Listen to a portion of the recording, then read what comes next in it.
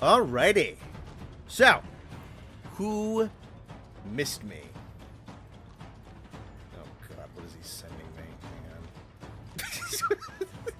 Hang on. Alright, I'll tell you what Nate just texted me in a second. That was fucking funny. Alrighty. Hello!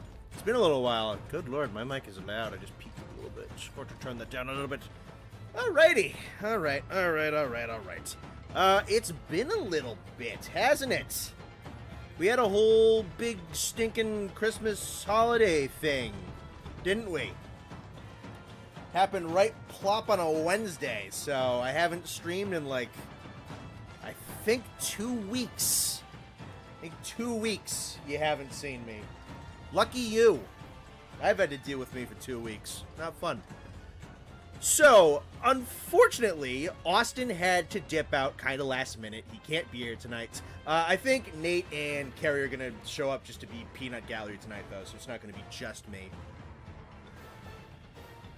He had something he had to take care of, family issue. Think everything is fine, but he had to take care of it.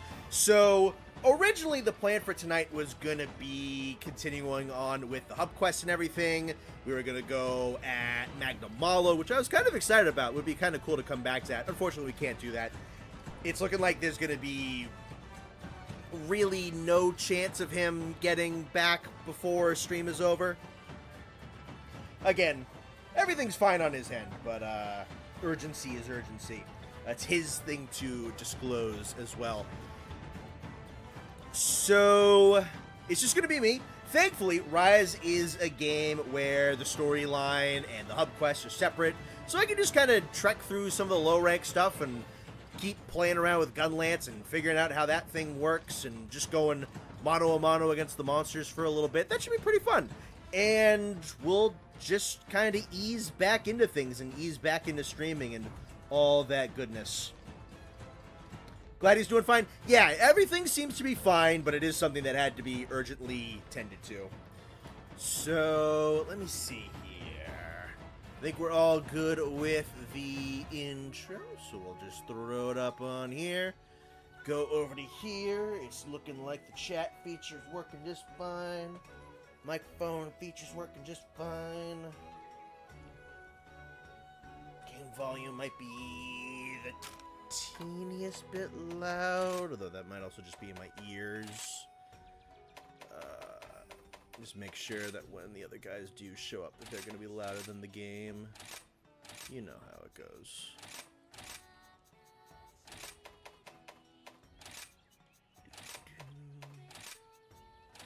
And cool. As long as he's fine? Yeah, no, I think everything's going to be fine. More urgency than emergency. I want to tell you about this thing that Nate sent me real quick. I think he'll be in the call in a second. So he's going to be joining in on call tonight. He goes, run to the bathroom, then I'll be there. And every time he says, I'm going to run to the bathroom, I always say, walk, don't run, because I think it's funny. He sent me a picture of himself holding a knife and then said, nope, gotta run. I like to think he's holding in a fucking shit, digging around for a knife just so he can send me a picture of him holding a knife. Simply just Bone Boy. We'll have some plurality in a little bit. Nate's gonna show up a little later. I think Carrie can show up around 8, I think she said. She's mostly 4th Bone Boy at this point anyway. Sam is another one who's just has a lot going on. And when Sam has a lot going on, he kind of likes to focus on the a lot going on. So, don't be shocked if you don't hear from Sam for a little bit. I think we talked about it on stream a couple of times. He likes to go on his introvert arcs every once in a while, where something's going on and he just kind of battens down the hatches and focuses on that and closes off some other things going on. We were really hoping that Sam, he might still join in. It's really going to depend on him. Join in on us going through Rise. We're getting to the point where we'd have to do a couple of off-stream sessions to catch him up, but we'll see how it goes. But I'd say Carrie's doing pretty good as 4th Bone Boy.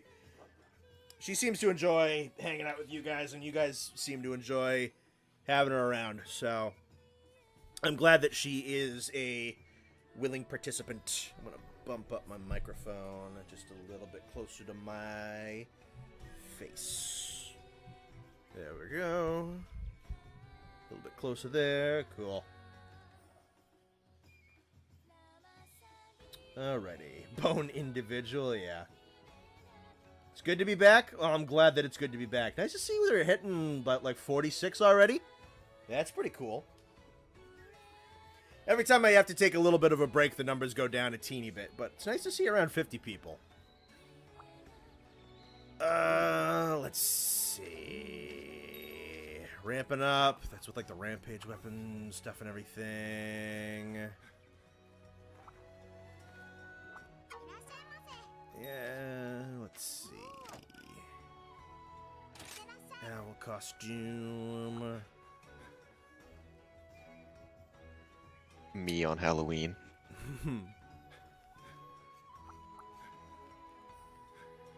Did you cut yourself when you ran to the bathroom?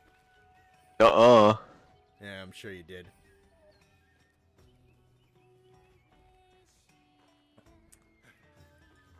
Alrighty. I think it's going to be mostly just a repeat of a whole bunch of stuff that we did in the first 2 streams, because I haven't done any village stuff so far, which is fine. I don't really want to do anything without Austin anyway.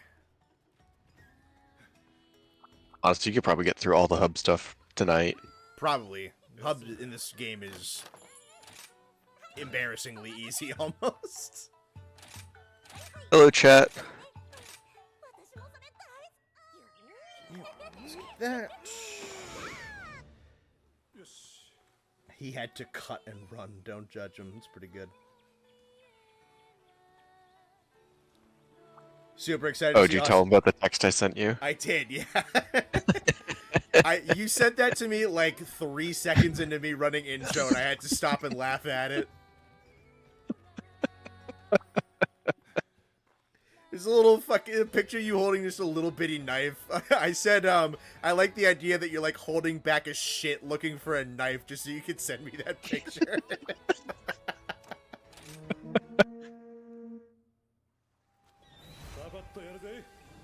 No chat involvement? Not yet, at least. As you gotta remember, this is low rank Rise. Yep. Any of you who joins is gonna just sneeze and the monster is gonna die. Pretty like, much. Congratulations on walking over to me and pressing the X button. it's fun to play with chat, but there's a point for this where it still needs to be enjoyable content to watch. Yeah. Chat. It's done it. He interrupted Connor in the intro. Yeah, finally. No, I should go back and listen to some of the audio of the times where you were talking over me during some of those, just to listen to how bad it sounds. The first one where I just started repeating what you were saying was probably the best one. Probably. I started to get good at tuning you out. Took you long enough. Yeah, it probably took me like 3 or 4 times. May really be living as the average British child via text. No, Quack, you have that backwards. I was holding the knife. The knife wasn't stuck in me.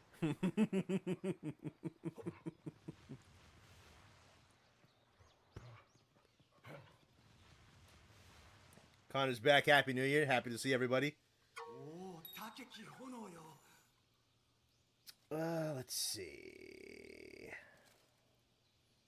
Hi everyone, been rewatching all your world streams and finally able to watch live. Really love your streams of vids. Thank you, Ralph J. Thank you. I hope I'm saying that right. That's how I pronounce it. So a new playthrough Arise went from 1 to 4 stars in like 2 hours. Yeah. This is not a difficult game.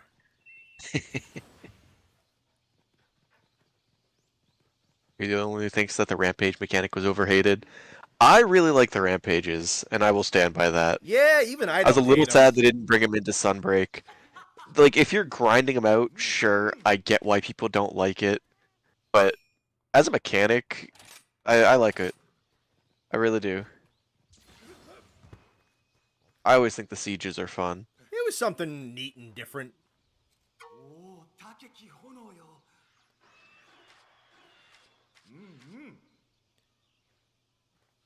You see those raptors out in the road not bothering anybody? Kill them. That's our road.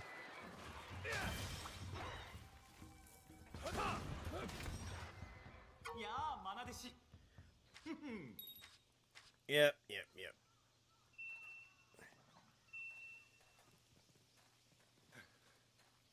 You tell me to murder the baby dinosaurs and carve them and then take their corpses away? Rampages were fun with friends. Yeah, rampages were fun with friends. I can't say I ever did one solo, so I'm sure other people had very different experiences than I did, but... Yeah, I don't know if I did any of them, so maybe like a couple of them. They're definitely less fun solo. Yeah, I was gonna say, I could definitely see people not liking them if they did them solo more than multiplayer.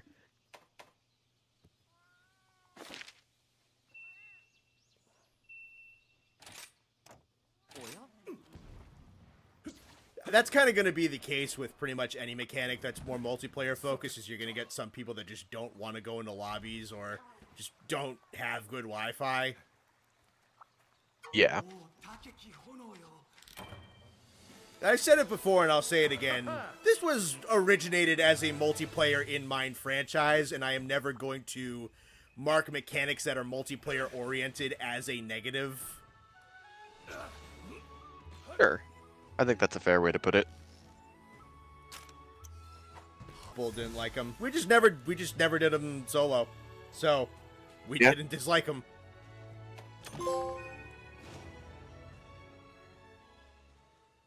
Honestly, it probably would have been a very different hunt if they had the follower mechanic in the base game too. Yeah, probably. I mean, it was kind of they were kind of starting to dabble with the follower stuff with like the summonable characters and everything. Yeah, but if it was the more dedicated, like the Sunbreak had, yeah, I think that would have made a big difference on the enjoyment level of doing that solo.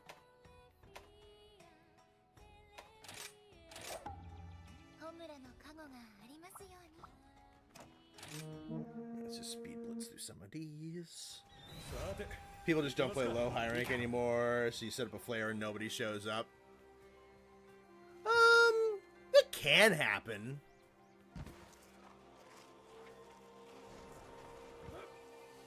With good Wi-Fi, I need to create a struggle. That's why I play this game solo. If it's not with you guys, that was Carrie who said that. if it's not with you guys, I play this game solo. I think I joined a multiplayer world lobby twice. Like, in the entire 1,600 hours I put into that game. I think I did a public lobby twice. In Rise, I don't think I ever did a public lobby. I think I did, I did public world mostly just for sieges. Yeah, so I did once when the game came out and I had Xeno'jiva armor spoiled for me, so I didn't do it again. And then I did once for Colv, and we had done, it was one group of us in like a lobby doing Colv, and we had gotten it down to the last phase, and it was like, alright, the next one we're gonna beat it, and then some other guy just joined and they left without me. And I was like, alright, well I'm fucked, so that was a waste of my time. That sucks. Yeah. I definitely played this game online more because nobody did like the anomaly grinding stuff in our friend group with me. Like by that point, people were just playing other video games and stuff like that. But I wanted to keep playing, and the anomaly monsters just had so much fucking health bloat on them that I didn't really want to do that completely by myself. So that's where That's fair. the SOS flare system in this game came in very handy, because I still had that stupid-ass glitch in the Rise version where my online would crash if I joined quests that another person would post. That was just never, ever rectified. It never went away. To this day, I never found anybody who also had that issue. Super, super weird. I just had to deal with it. So I would often just like post the quest that I needed and then toss up the SOS request. That was something that I do like about this game, is that you can just default start this game with an SOS request built in. I don't remember if you can do that in World or not, but I know you can do it in this game. So you don't even have to shoot up. I think you can in World. Yeah, so you don't even have to manually shoot up the flare. You can just kind of like set it as a quest preset. So I ran that a lot for the anomaly system, just so I could do those in a timely manner. And I got some funny stuff out of that too. I think my favorite thing that I ever saw during one of the anomaly quests is that somebody joined in and their name was Jesus Christ himself. That one was pretty good. That's awesome.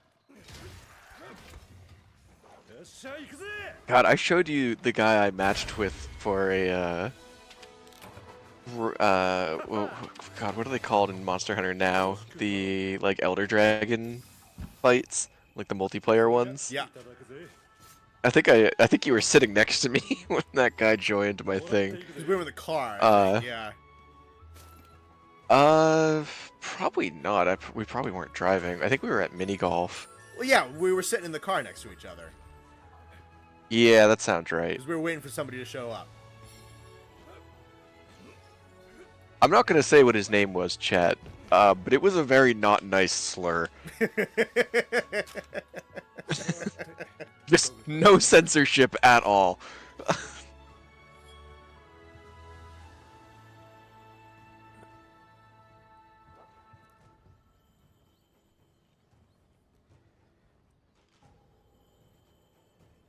You can default SOS in wilds. That's a setting. Cool. Miss the streams? I miss streaming. I'm glad that we're back. Christmas Day. It just kind of fell in perfectly to just obscure a good 2 weeks. Honestly, which was fine. I kind of needed the 2 weeks to just stop and not do anything for a little while. Cause, man, I wouldn't say I like overworked myself, but I worked myself pretty damn hard doing the rework, the re-rank list that I did, and then going right into the Christmas special. I think from sometime in September right up till December 23rd, I really didn't take a day off. So that Christmas break was really nice for me. I am back to work now, though. So obviously I'm streaming right now. And I've been scripting for the Celebration Critique of Monster Hunter World, which is going pretty well. It's been taking me a little while to really kind of get my thoughts down and structured for this project, because it's so fucking massive of an undertaking. But I finally have some organization stuff down, and I finally have some proper pen to paper with writing it. I got like a good 4 pages done before stream today. Nice.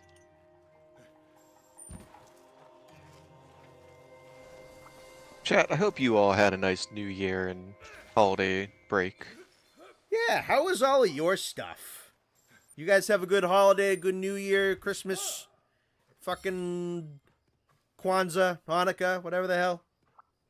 How are you? Who got the best present? It's now a competition. Yeah, how are you guys doing? We will be the judge. Is my audio a little choppy? Hey, let me listen. Some people were saying audio is fine. Some people were saying it's cutting out. Ooh, it's a little choppy on my phone. Give me a second. And there's a fucking ad. Awesome. Thank you. That's Ooh, useful. look at that. Making money. Yeah. I got no frames dropped. So is that a Wi-Fi thing? Is that fucking just move? A lot of fun with your family? That's awesome. I did too. My family went on vacation over the holidays. Just move You got out. fancy soaps? Nice. You got Mario Maker 2? That's a good one. Cool. Muscular chef mug? That's pretty based, gotta be honest. That's pretty good. Rice cooker? Also pretty I based. wish I had one of those in my house. Bought yourself a PS5, you're ready for Wilds? That's awesome. Nice, nice. Single bear pants and 2 shirts? Nice. Hey man, I'm at the age where like clothes for Christmas is nice. I'm not gonna complain. But World is Yeah, a no, gift it's if awesome. that counts. I mean, you buy a gift for you. That's fine. Can I skip this A fucking new Xbox for half-hour, Christmas, please? you can play Wilds when it comes out? Nice. Pre-ordered Wilds for Christmas? Awesome. You're gonna buy an Xbox X? Nice. Christmas was bad because panic attacks, but you got the Sith Infiltrator Lego set, so it's fine. I'm sorry you had panic attacks, but the Sith Infiltrator set's pretty hype. Yeah, I hope you're feeling better. 3 Monster Hunter games for Christmas and GU Bull Stories games, also Digimon. It's pretty good. Eating birthday cake right Nice. now. Nice. Happy birthday. Nice gaming headset.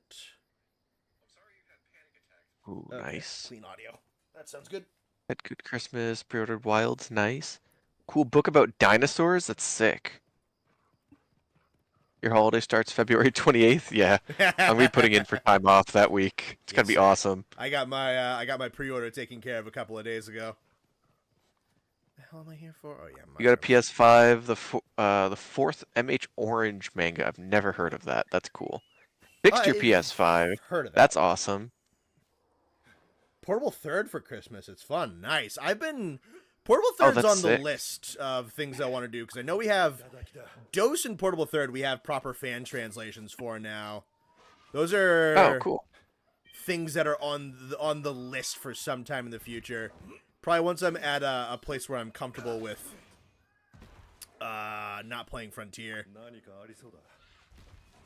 Got flannel coat and Magic the Gathering cards. Nice. Can't go wrong with flannel. Weighted blanket. Nice. I love my weighted blanket. Some stuff to take care of your beard. Awesome. Got clothes. Nice.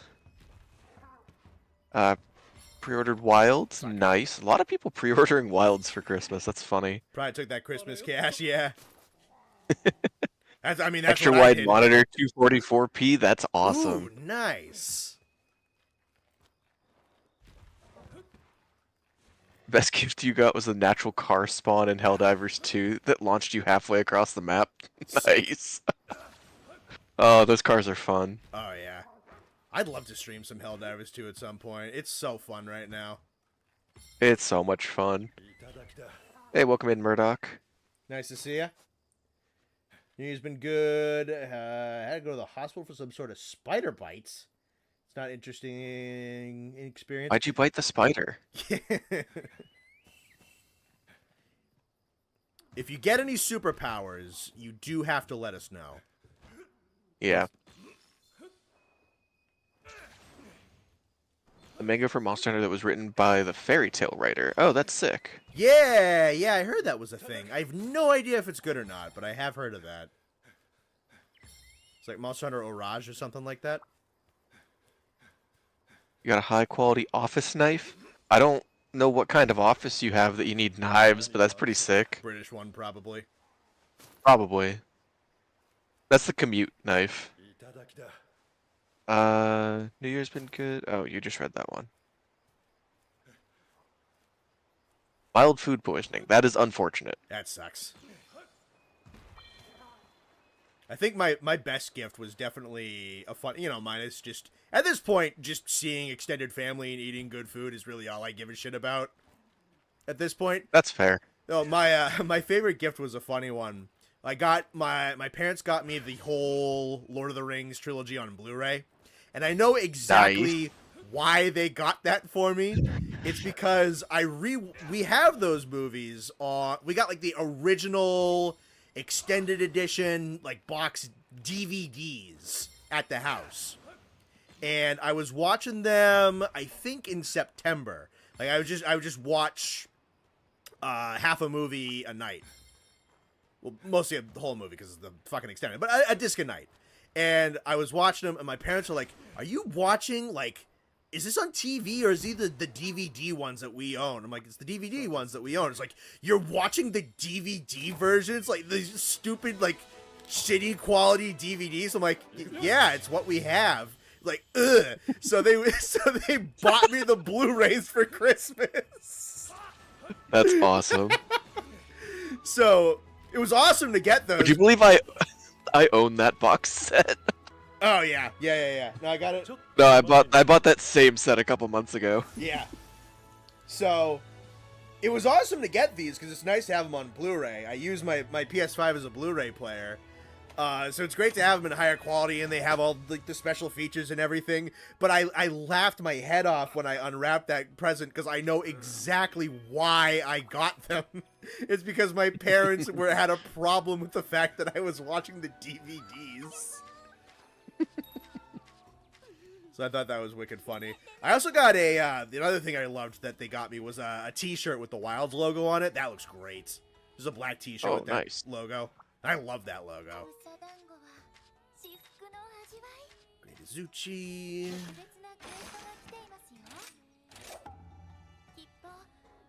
You got to see your cousin for the first time since he moved up north. That's nice. That's really nice. Good for you. It's Tolkien's birthday today. Really? Oh, maybe I should put one on after stream then. Be fitting.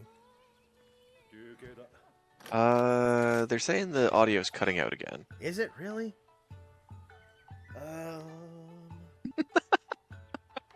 Reddock just said my family discovered I played D&D right before Christmas, and now I own 5 player handbooks. Yeah, there's a reason my family does not know that, and it is exactly that reason. Let's see, I got no drop frames, no issues on my end.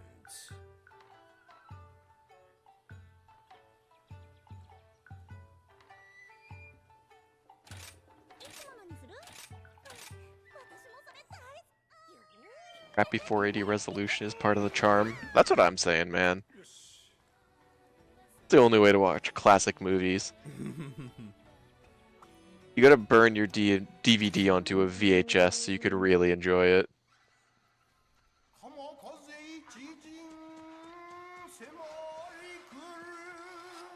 we gotta play the game in Japanese. The poems are way cooler in Japanese.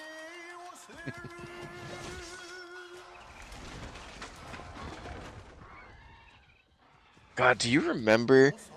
This is gonna date me super hard. Do you remember? Did you ever have Rescue Heroes growing up? Are you talking to me or chat? You. Oh, I absolutely had Rescue Heroes, yeah. Do you remember how they sold them with VHSs? Yes. So when you bought one, it came with the VHS so that you could watch the episode about the character.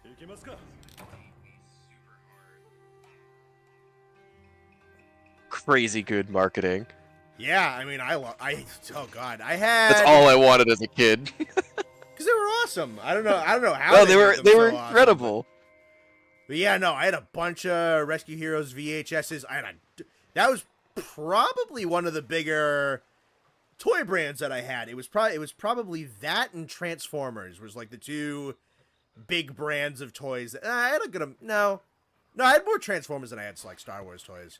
Those were probably the two big ones that I had. Rescue Heroes, it was just kind of cool. They somehow made just like search and rescue jobs like really, really cool. I even gave them all puns for names. Yes, I even had my grandparents got me like their big headquarters base playset thing. That box was gigantic. Oh, yeah. That thing was enormous. I had that, and we had the aircraft carrier boat base. That's crazy. I don't remember that one. It's in our attic somewhere. Right, dog. Yeah, no, those things kicked ass. We had so many of those. I loved them. Yeah, mine have all been given away at this point. I have very few of my old childhood toys in my home anymore. I think we have everything still just up in the attic. Because it was really like, it was that and Thomas the Tank Engine. So we have so many old Thomas the Tank Engine things. Dude, you can just not climb this fucking ledge. I know. Holy I don't know shit. what the fuck was wrong with the dog. I had to just hop off of it. So Paw Patrol, but actually good. So Paw Patrol is Rescue Heroes. They just rebranded it as dogs, Is which it is the same crazy. thing? Really?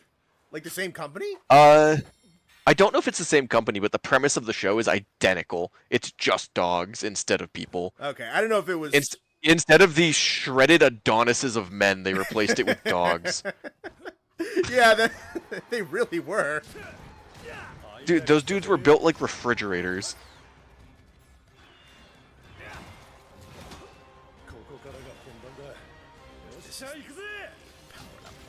Yes. Have you guys played Marvel Rivals? It's so good. No, I am not. really bad at hero shooters. I don't even want to try. Because I have a buddy who plays, and I've just been looking for a reason to play games with him. And I like Marvel stuff, and I've heard it's genuinely pretty good. I liked Overwatch for a little while, so I'd try it out and see if I like it. Why not? I've heard very good things. I know me, and I know I'm not gonna enjoy that game. Yeah, just ain't your genre. I mean, that's me with like Not battle at all. royales. It's just not my genre. Nothing against it personally.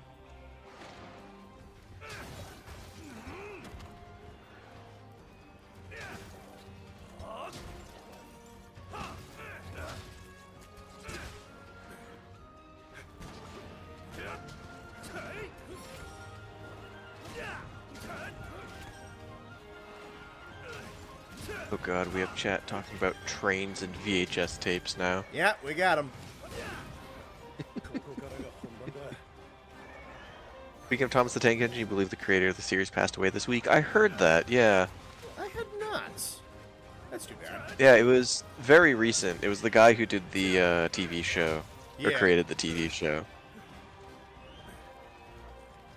Not the guy who wrote the super messed up creepy books. Different people. Okay. That was a crazy tail break, by the way. That was kind of nasty, yeah.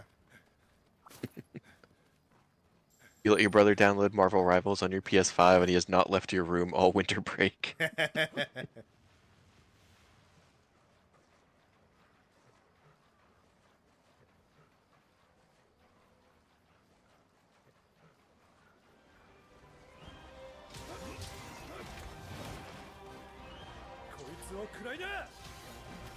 You hate Fortnite for what it did to the gaming. I mean, Fortnite has done a lot for the gaming industry, admittedly. It did kind of normalize battle royales. They're much more common now. But it has also incredibly normalized crossovers and incredibly normalized cross-play.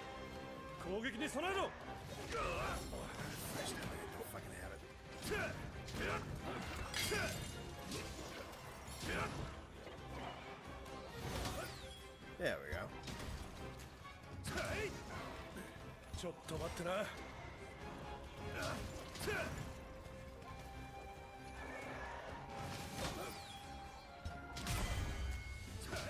Spank his ass.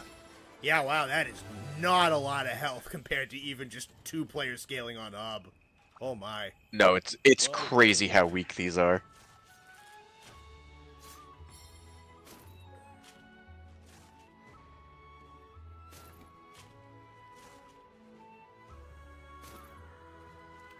The OG VHS Land Before Time movie, nice.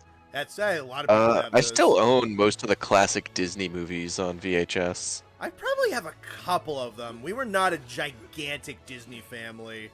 I think some of those might still be in the basement somewhere. Honestly, we were a little bit more Pixar than conventional Disney. We had, I think we had the first two toys. I almost said Toys R Us. Toy Story? Yeah, Toy Story. First 2 Toy Story. We had The Incredibles. I think we had The Incredibles on DVD, though. We had Monsters, Inc. That Monsters, Inc. tape got used a lot. That was one of my favorite movies growing up. That and it was Monsters, Inc. and Lilo and Stitch, I think, were the 2 Disney movies I watched the most growing up. Banger picks, honestly. Yeah. OG Peter I Pan watched 2 was Monsters the one I Inc. had. I watched Monsters Inc. on the plane last week. Nice. And honestly, I was... It's been so long since I've seen that movie that it genuinely kind of surprised me when the intro song wasn't bass boosted. I know, right? I'm so used to it being bass I'm boosted so at this used to it point. being bass boosted.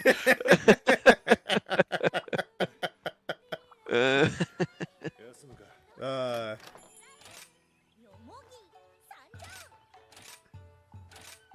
I don't know how we got to the point where just bass boosting a song counts for comedy, but part of me is a little glad that we're here because it's really funny for some reason. It is very funny. I was just listening. Because of a video I was watching that like the Goons did, I just listened to the fucking NFL theme bass boosted and was just laughing. I was like, I don't even know why this is funny. A lot of VeggieTales on VHS. Apparently it's weird for people my age to have grown up with VHS. I don't think you're that much younger than Nate and I are. Depends on how old you are. Yeah. Oh, you're echoey. I am echoey. Are you like 9 feet from your microphone? I'm like 2 inches from my microphone, but I'll go get my headset. VeggieTales was awesome.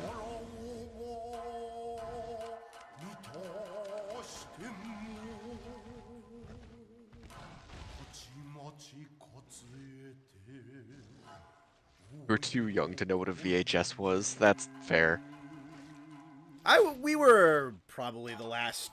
I mean, even by the time I was growing up, DVDs were getting more popular. My age is right when VHS was about to be phased out. Yeah. Is this better, Nate? Yeah, much. All right.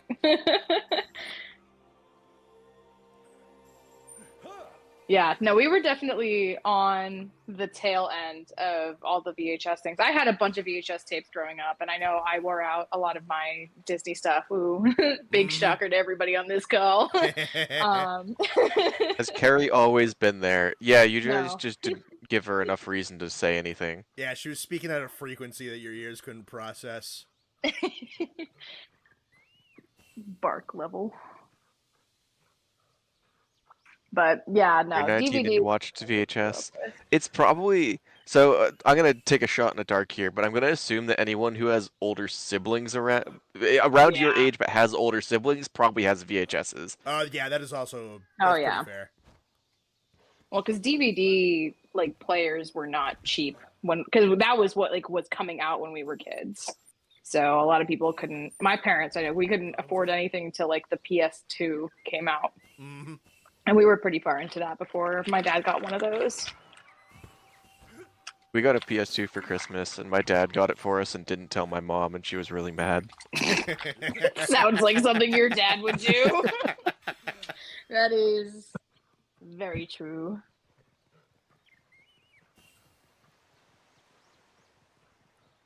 Your little cousin doesn't know how DVDs work? Dude, I saw a kid... Hold on. How little is your cousin? I did see a video the other day of an 11-year-old trying to use a CD player, so same vibes. It was apparently a struggle for everybody in the room. It was interesting to watch people struggle. You have parents who still really like stuff on VHS? You should make sure that they also burn whatever they have on VHS to DVD. The reason VHS has been permanently phased out is because it's not forever lasting. They will eventually wear out completely and be completely unreadable. She's 8, she should know better, Murdoch. Honestly, Murdoch, you should do better. You should teach them how to use DVDs. You had Blue's Clues on VHS? That's pretty based. That's sick. My parents would sometimes record TV shows on blank VHS because they knew that like my brother and I would want to watch episodes of like different Transformers cartoons and Ninja Turtles and stuff like that. but we weren't always. Yeah, I used to do that all the time. Yeah.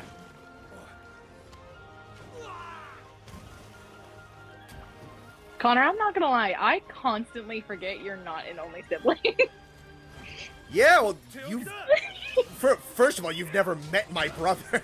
That's true, but I do also constantly forget that you are not an only sibling. Yeah. Uh, He doesn't come up that much either, so I can't really blame you. Fair. Mine doesn't either. Alright, well now I'm learning that you're not an only child. So there you go. You don't have to feel guilty about Equal it. exchange of information. I did not know. I just figured that you were until 3 seconds ago. No. Ed is the only child. I am the elder sibling. Ah, okay. I just choose to not talk about my brother. That's fair. I also, as you can tell, my brother doesn't come up in conversation often either. You have a younger sister who hates cookies. That's so sad. I'm sorry.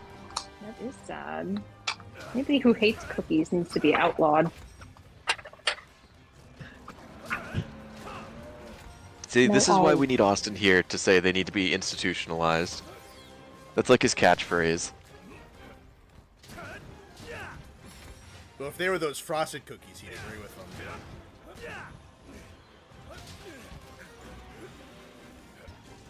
Connor I'm gives sorry, off the middle frosted child cookies? energy. No, Connor is the older sibling. Let's go older sibling reign. Yes, sir. Ollie, you cannot have the cheese. I'm sorry. I lived the majority of my life under the assumption that I was the oldest cousin on both sides as well, actually. You found out that was a lie, huh? Yeah, there was a child given up for adoption a long time ago, apparently. Ooh, tea. Yeah. So I was all proud of the fact, like, yeah, both sides of the family, oldest cousin, both ways by about like 5 months. And then, oh god, maybe like 3 years ago, my mom told me that, like, this cousin I didn't know existed, who is, I think, in her 30s or 40s, like, reached back out, to, like, her birth parents just wanted to reach out again. And then that just shattered a little bit of my reality. Like, damn, I was so proud of that fact for so long.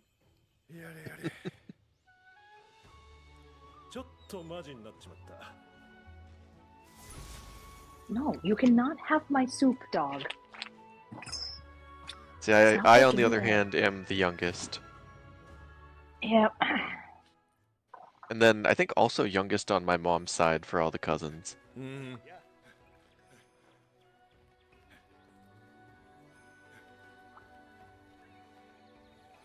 Harry is paying Ollie the cheese tax. Ain't that for real? Pecco, here comes the missing link with a steel chair. That's good. I like that. That's really That's funny. really good. Let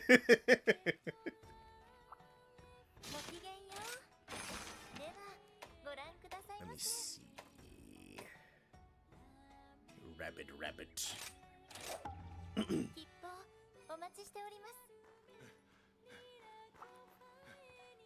Nate being the youngest feels right. If you say so, man.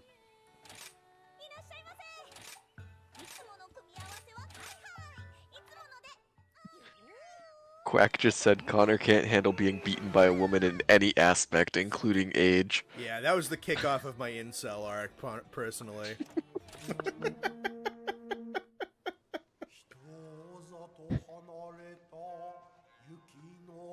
Why is Arzuros bloodlust incarnate? I don't know, man. Was he shaped like a friend? They needed to give you a reason to be scared of him. He was radicalized. You'd actually fight him.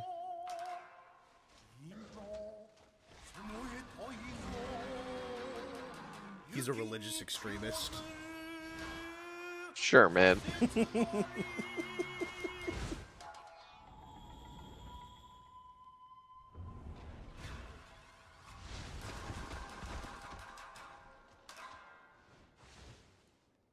bunny. Dude, all I'm saying is if bears can hurt me, why do they have ears like that?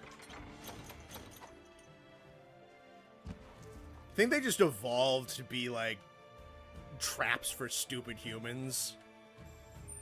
It's like, oh yeah, this will get me free lunch.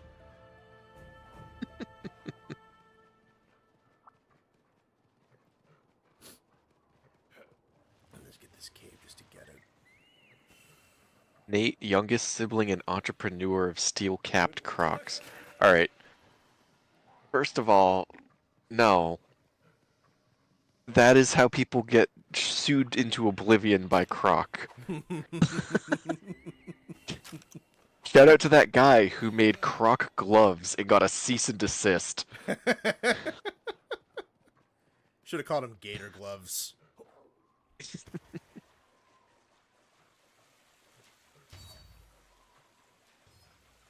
How we doing today? We're doing fucking good. We're doing fucking good. It's good to be back streaming.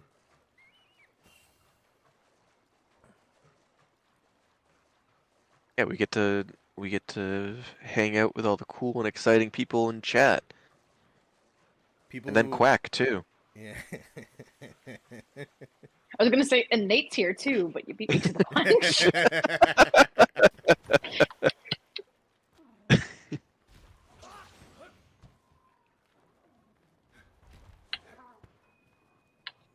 Croc gloves sound good for combat. So I think the reason he got the cease and desist is because he actually used like the caps from the four-wheel drive strap from the regular Croc that has a little crocodile on it on the glove. And like that's like their actual company logo. Oh, so it was a branding thing. Yeah, yeah. That makes sense, actually. I mean, he was also like advertising them as Croc gloves, but Yeah, yeah. Because I know there's, especially kind of like in the figure world, there's a lot of companies that do third-party figures that are absolutely based exactly on an IP, but they just yes, they rename certain things and they also remove certain branding logos and whatnot just so that they technically can't get those cease and desists. that's what happened to my coworker. He bought a model of Cloud City, like really high res, super nice looking model of Cloud City, and he put his deposit in, and then Disney sent the guy a cease and desist so he couldn't finish making them.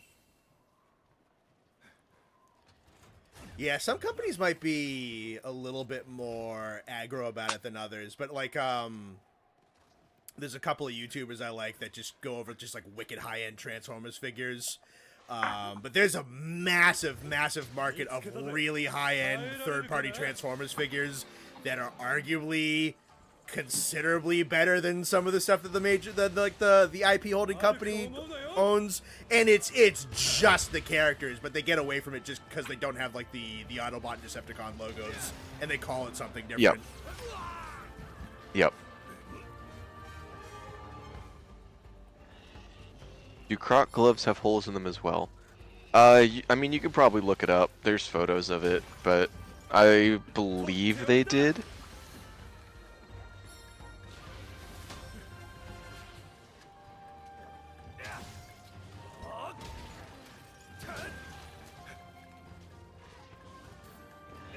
Some companies need to chill out on copyright. They won't. So, it's a trade-off, right? Yeah, it a really good example I can give is with the 3D printer industry at the moment. But it's a trade-off for a lot of these companies with copyright of these people are doing free advertising by making stuff for our IP. But at the same time, if they start making too much money on that, that's money they could be making. Yeah. So like, it's a trade-off of how far do we let these people do free advertising to us before they're making too much money that could be going to us. Yeah, and for some companies, it's absolutely no competition whatsoever. I.e., like a Nintendo, kind of like a Disney, too. And then some are much more lax about it. Look what they did to Pal World. So, Pal World, as far as I know, I'm not an expert on the Pal World case, but as far as I know, Pal World actually did violate some of Nintendo's patents. Yeah, whether or not you want to argue that it's...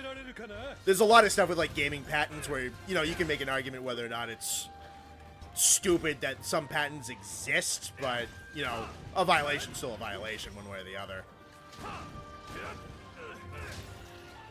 Like, I know we've talked about on stream the fact that the Nemesis system that the Shadow of War, Shadow of Mordor people have, it's really unfortunate that they were allowed to trademark that, because they've done nothing with it, and now, like, no other company that might have those ideas can do anything with it. So it's a whole... The fortunate thing is they can only hold that for so long. Yeah. Yeah, I think you definitely know a little bit more than I do about these kinds of things. Just because you're more acclimated into the business world than I am. Yeah. Didn't the patents they violated only get filed after Pal World was released? I think some of them did, which to me means they're probably not going to be able to be held to those ones, but it's Nintendo trying to future-proof. But I do know that Japanese patent law is not the same as US patent law. Yeah. Japanese patent law is so much more biased towards the original creator.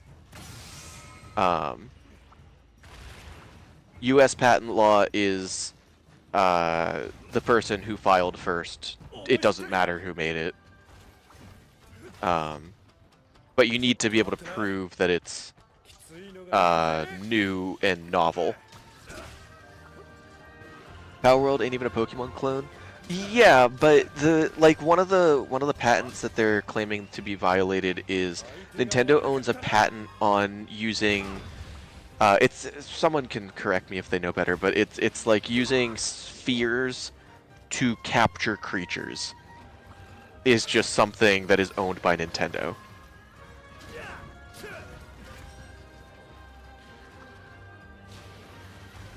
Yeah, there's also... Pal World was also very much not shy of the fact that it was something that was being made to be a replacement. Well, not even a replacement, but to be better than Pokemon because Game Freak was just fucking up the games.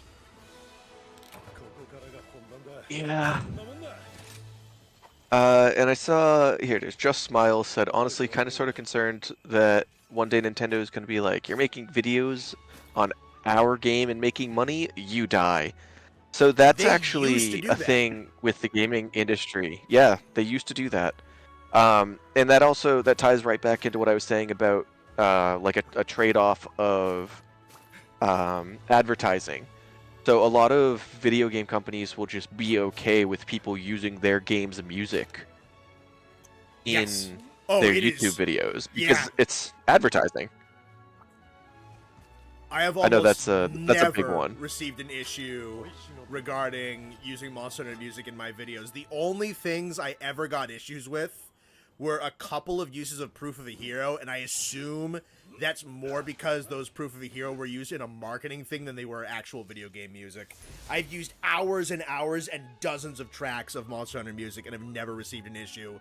Vice versa, movie companies are ruthless when it comes to their copyright from their footage and their music.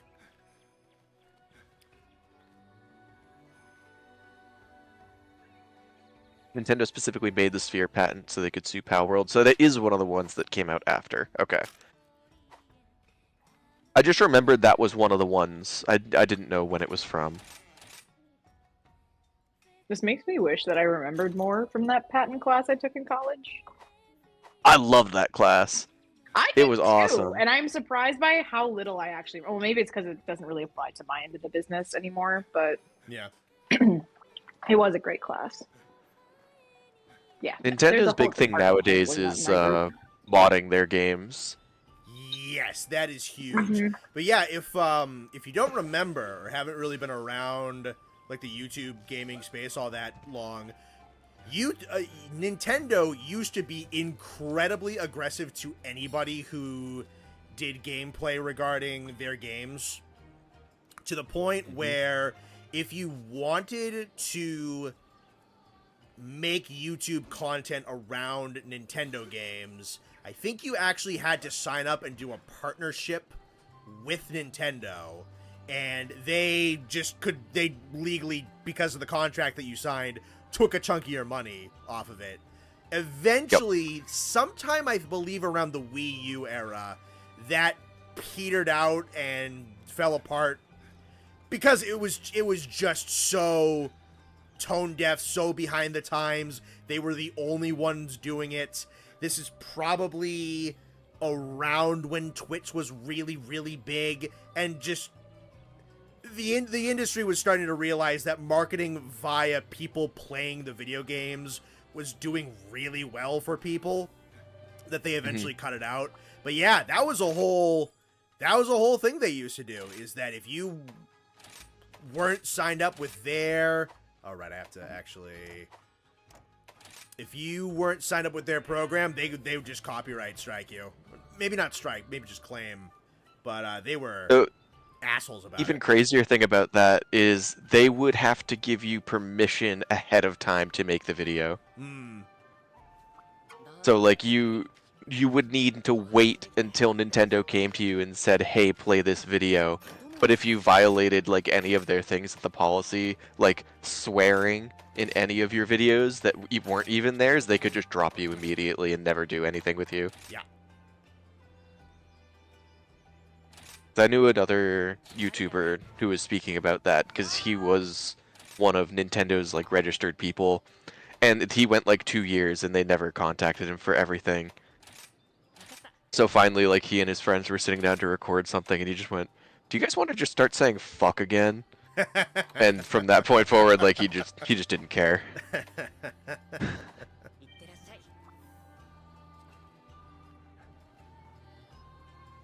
About a game where you capture creatures in the field using a boomerang? That's called Australia. Yeah, this is what they do. Nintendo's gonna send a cease and desist to Australia. Let's see.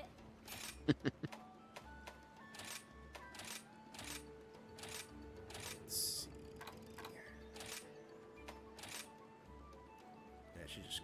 Yeah, their big thing nowadays is modding, but it's more. It's not an issue to mod the games, it's an issue to advertise that you're modding the game and showing other people how to mod the game. Yes. That's what they don't really like. Like, a great example is a couple year or two ago at this point, Point Crow was developing online multiplayer for Breath of the Wild, which is super cool. And Nintendo came in and hit him with 2 copyright strikes. And we're basically like, shut it down, we don't give a shit. Yep. Which, if you don't know, was it 3 copyright strikes is a full deletion of your channel. Yeah, it's something that has the potential to be argued and overturned. It's happened, but yeah, you get 3 strikes and your channel's gone, and you don't get them overturned. So he reached out to ask them a question about it, and they just hit him with another copyright claim. Like, they not even fucking around. They just are like, shut it down or we're shutting your channel down. I have called Nintendo the video game Yakuza a couple of times on this channel, and I'm not changing that stance. How do you copyright strike someone twice for one thing? It was 2 separate videos. Yeah.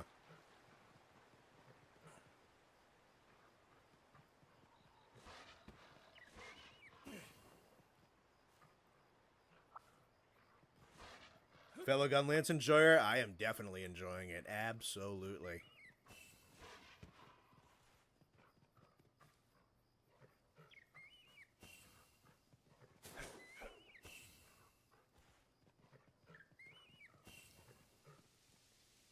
Not even the good Yakuza either.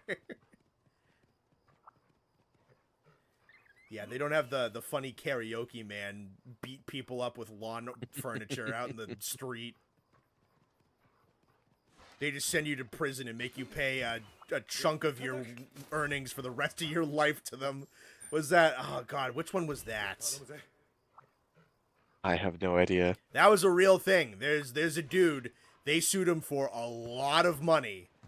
And they basically got it so that he has to pay them a chunk of his earnings of, like, everything he makes for the rest of his life. Granted, I think that person was doing some really illegal shit. I can't remember exactly what it was. It was very much an issue of, play stupid games, win stupid prizes. But that was something that happened, and everyone was basically like, holy shit. That's crazy. I wish I could remember the specifics, but... I've never heard of that. Yeah, it was... It was either early 2024 or later 2023. I don't remember exactly. It wasn't that long ago.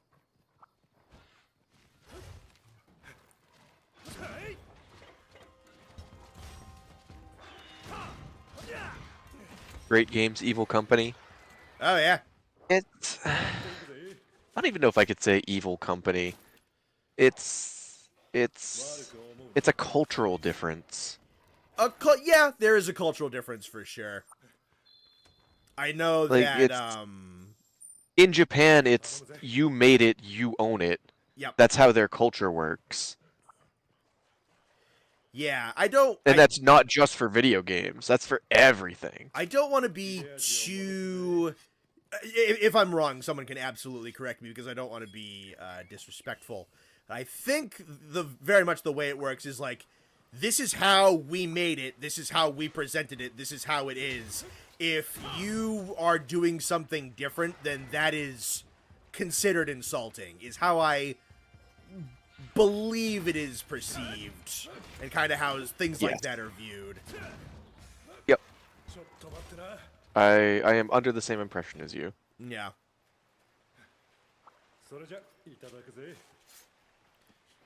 Which is, I mean, that's fine, that's understandable, but yes, Nintendo specifically will go to some very debilitating means to enforce the fact that you don't fuck with their stuff. It's not even so much of a thing of being insulted, it is...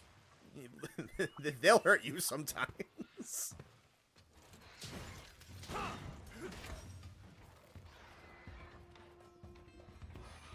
Connor, are you talking about Gary Bowser? I believe so. I don't remember specifically what he did.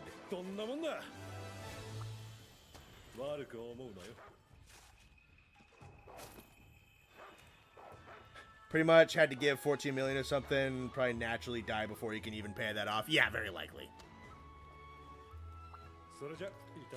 More convoluted than you think. Essentially, it's American copyright, European, and Asian copyright. Korea, for example, has copyright on clothing patterns. Yeah, that's not surprising. You're correct, but there is an innate difference between copyright and patent. So copyright is specifically for wordings. So like Nintendo, the name is copyrighted. You can't go and use the name Nintendo. It's a patent is for something that's been created.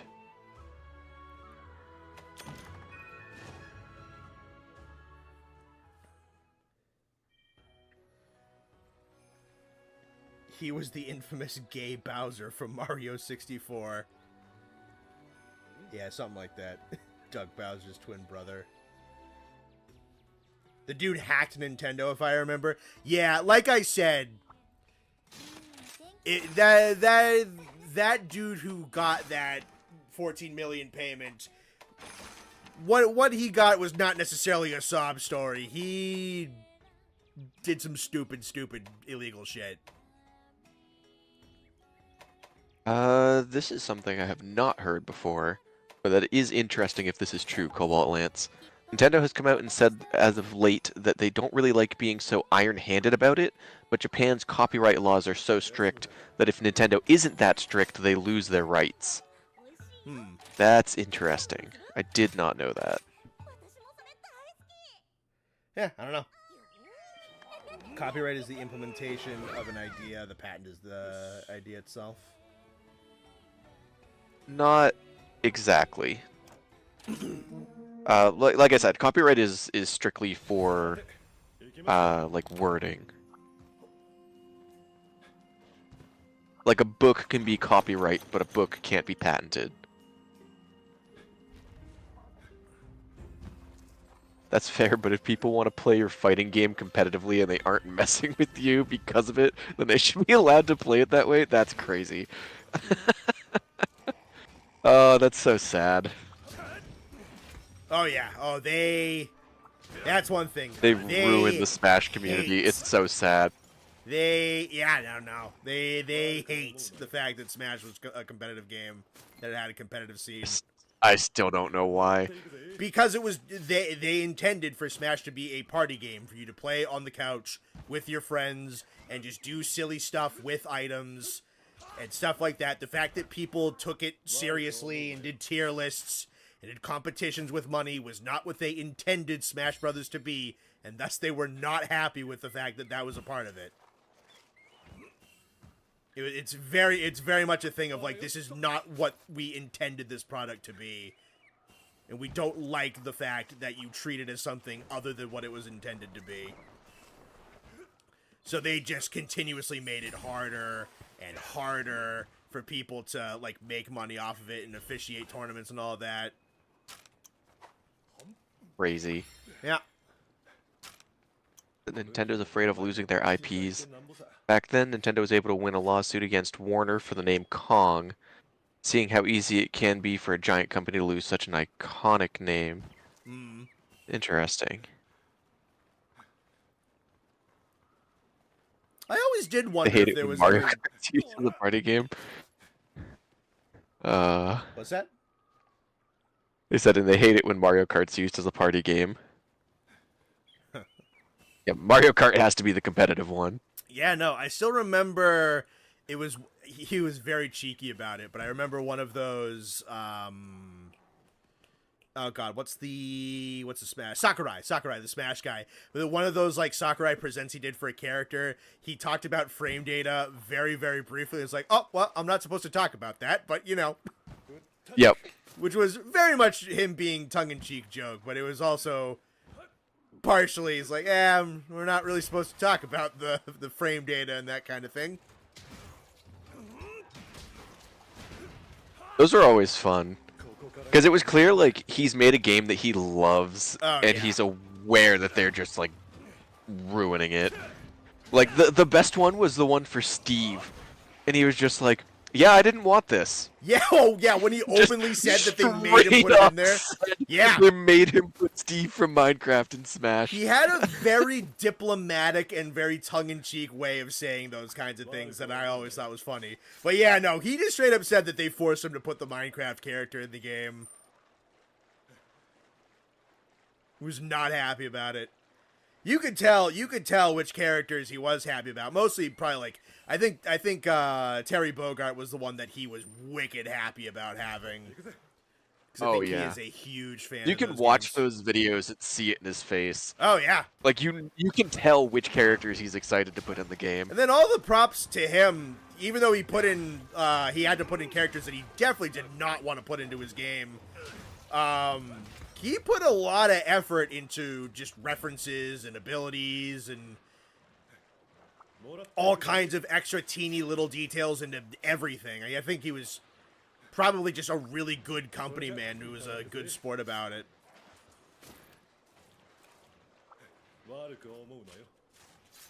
Yeah, he has a really interesting YouTube channel. if you have any interest in video game design. Is that what he does now? Sakurai? Yeah. Yeah, he's had a YouTube channel for years where he just talks about like game design mechanics. I didn't know that. Oh yeah, it's super interesting. I was gonna say because it's that's clear, like interesting. it's so clear that like that's what he wants to be doing and what he wants to be talking about.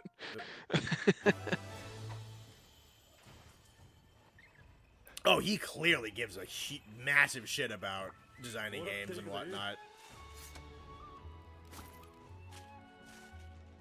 Did he like Joker? I don't know, but a great example is Steve, and another great example is Bayonetta. Because he really, I don't think he wanted Bayonetta in the game either. Yeah, I think Bayonetta got voted.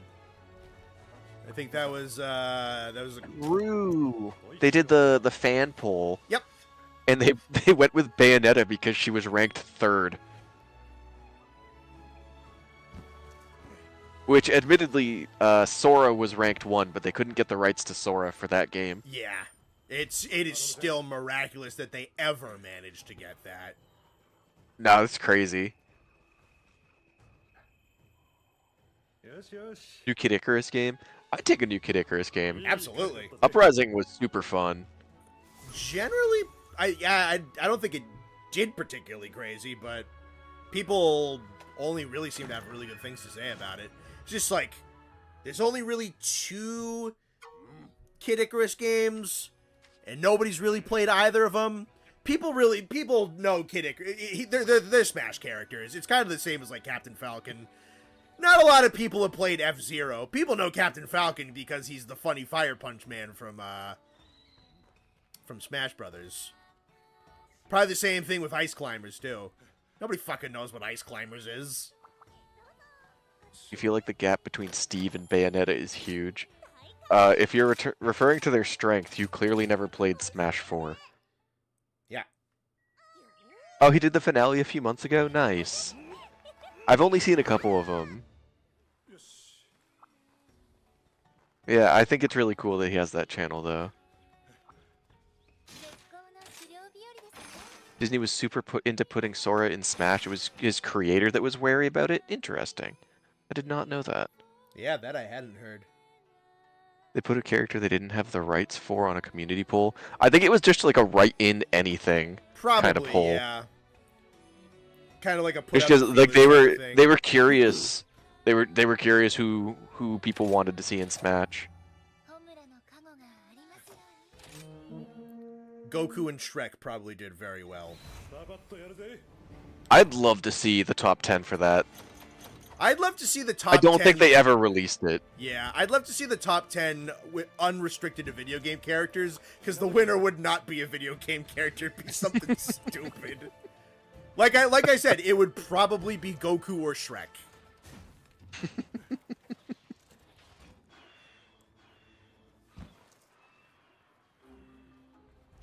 Nomura was worried about the lore implications for Sora being in Smash. That's crazy. It's like, oh fuck, I gotta explain this in the next one. I will say Shrek is also a video game character, because I had Shrek 2 on the PS2, and I missed that game. Oh, that game kicks ass. That game kicks ass. Hi, Also, Scrokly. Chad, I am still here. I just don't know anything about literally anything these people are talking about. Because I do not follow the gaming community in any way, shape, or form outside of these two. They are my link. It wasn't so hard to add Waluigi. The reason is his moveset would be too difficult. Interesting. I don't know, I feel like they just kind of underestimated how much people would have wanted Waluigi, and it's like, yeah, we can put him as an assist trophy, whatever, and then everyone went, Waluigi, and I'd assume the execs were like, what the fuck? I don't think anybody expected that kind of reaction. Is more what I'm thinking. I don't think they knew he was that popular.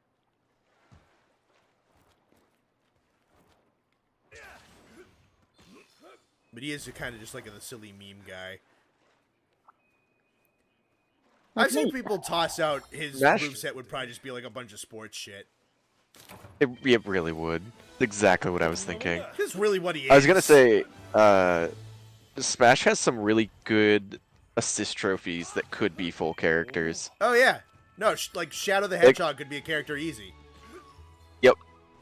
I know Shovel Knight's in Rivals of Aether, but Shovel Knight for sure. Yes, that absolutely would have worked. People were talking about Shantae a lot. People were talking about Crash Bandicoot a lot.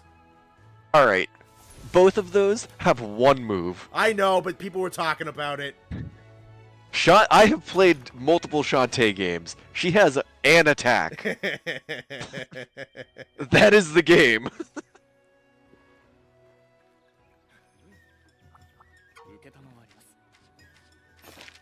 It's crazy. There's not 74 be people named watching, nice and in one. Wilds, all of us will be able to fit in one lobby. That's awesome. Yeah, it's crazy. I can't wait. I can't wait Mr. to Ellen be, Smash. I can't wait to be second monitor content for everybody when Wilds comes out, and they're all just the same people in my lobby listening to me talk. That'd be so funny, actually. It's probably gonna kind of happen.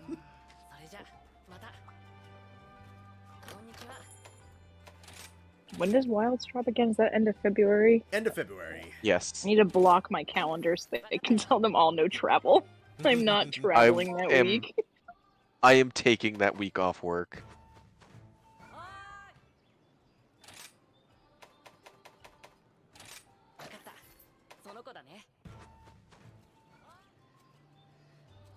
Now that Ubisoft is getting desperate, we have a chance for Rayman in Smash. Nice. Yeah, dude, anything for that company to get money now. Villager and Isabelle has no attacks. Alright.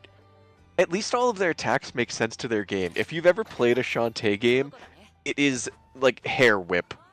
That's it. Like the cut of Oscar's jib. There's a dog named Socks. I'm buying that one next. There's a dog named Socks. Yeah. He can go with my cat Boots. Perfect. 28th is on a Friday. Yeah. I've got to tell work I can't travel that week because if I leave Friday open, they're like, "Oh, you can travel on Friday," and I'm like, "No," or I don't. Oh, there's also a cat named Socks. I'm buying the cat named Socks. As you should. I have a dog named Socks and a cat named Socks, and they're best friends.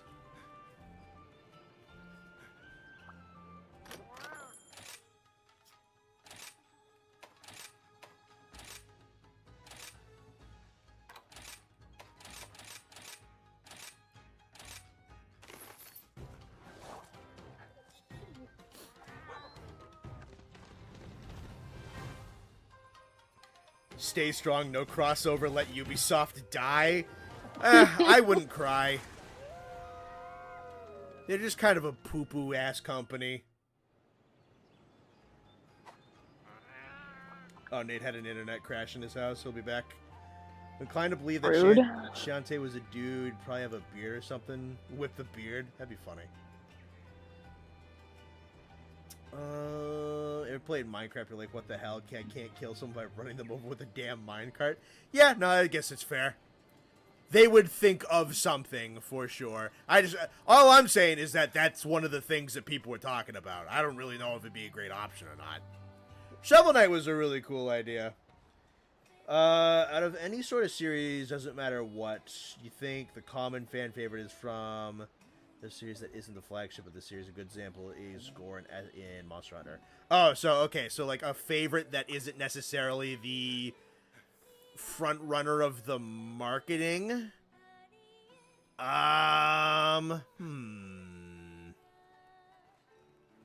a good question. It's one that I can't answer. This is all you, buddy.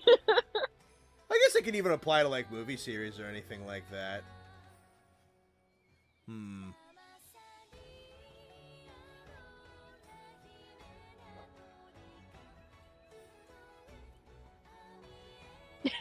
Smile. It's Connor. Yeah, in the CR-VODcanic universe, it's probably Austin.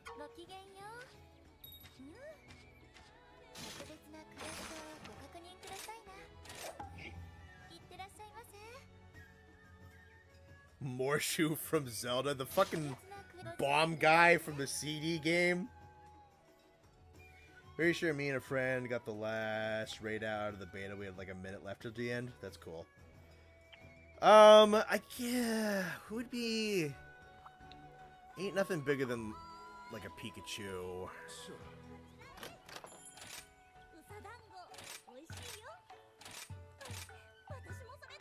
I don't know. You can pick a series. If you were talking like Disney, I can give you my thoughts. Yeah. However, The thing that immediately comes to mind is like, I guess would Darth Vader be the mascot of Star Wars at this point? I kind of think so. He's not like the main guy, but he's definitely the most popular. yeah. Charizard is extremely popular, yeah, but not more than Pikachu. Austin in Smash with Murdoch alt skin. I don't know how I feel about that.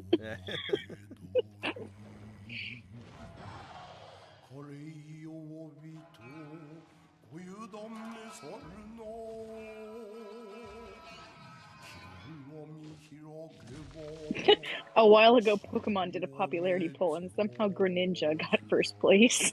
Really? Okay. I didn't know he was that popular. Facts. Obi-Wan Kenobi. I don't know if Obi-Wan's more popular than... I don't know. Vader's has to be the most popular Star Wars character. No, I would say Vader. I mean, Kenobi did just get his own series, but that's because, honestly, the fucking actual series goes through Anakin, so... Yeah.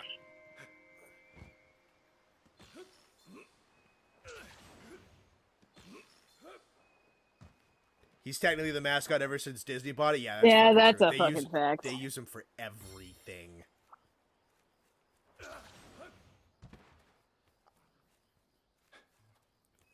I only really pay attention to like the Disney Star Wars stuff tangentially anymore, and even I know they put him in like everything. Oh yeah, no. Every time I see, I am also like all in all not a Star Wars person. I grew up as Star Trek, so. Oh, cool. Yeah. I did watch all the movies growing up, but definitely not to the extent that like I think like Nate and Joey by association, but did all that growing up. I was a Harry Potter, Disney, and Star Trek kid. My mom regretted showing me probably any of them. But all right, I'll ride or die for any of them. Even if Disney's a piece of shit at times. At times, yeah. Luigi's more popular than Mario, or at least more liked. He's definitely more liked, yeah. He just has more personality to him. Mm. We have a joke when we play Mario Kart that Austin loves. It like, I think Video Game Donkey also made this joke. Is like, if you're playing like Mario Kart or Smash or anything, no self-respecting individual picks fucking Mario. As Nate's out here with Metal Mario. Well, that's like a hybrid Mario. He doesn't count as Mario. Yeah. Mario. Yeah, no, like regular ass Mario. And then of course we had a friend Tom, who always picked normal, just regular old Mario in Mario Kart, and Austin called him a psychopath. I mean, that's a fair assessment.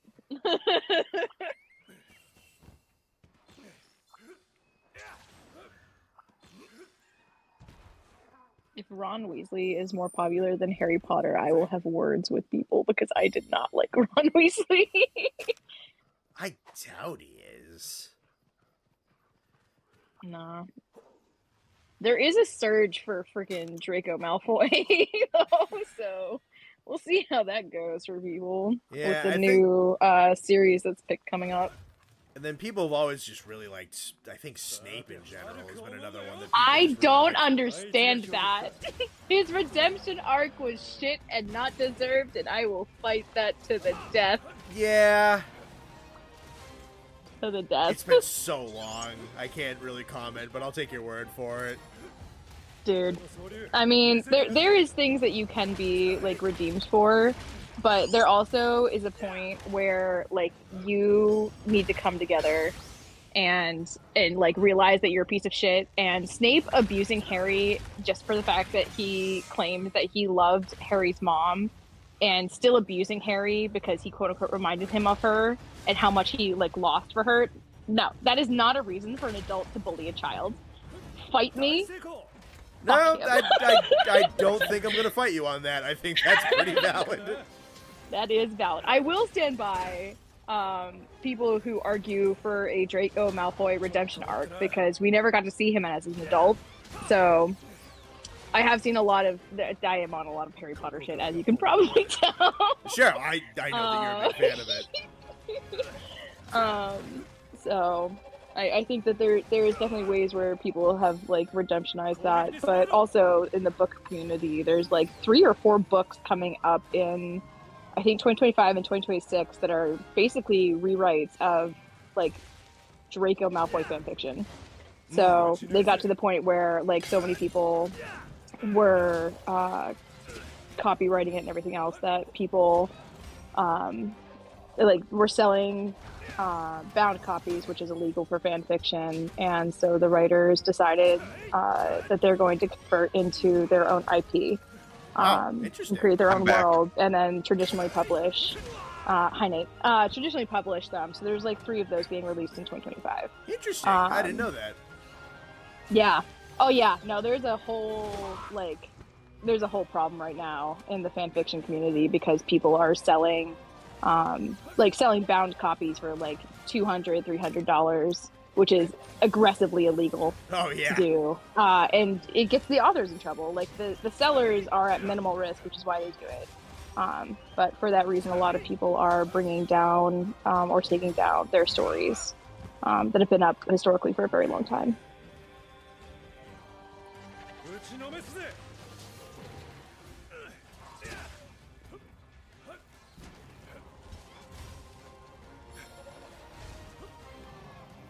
I have no idea what I missed. I went on a rant about Harry Potter. That's what you basically walked into. Oh, okay. We were talking about like what basically fanfics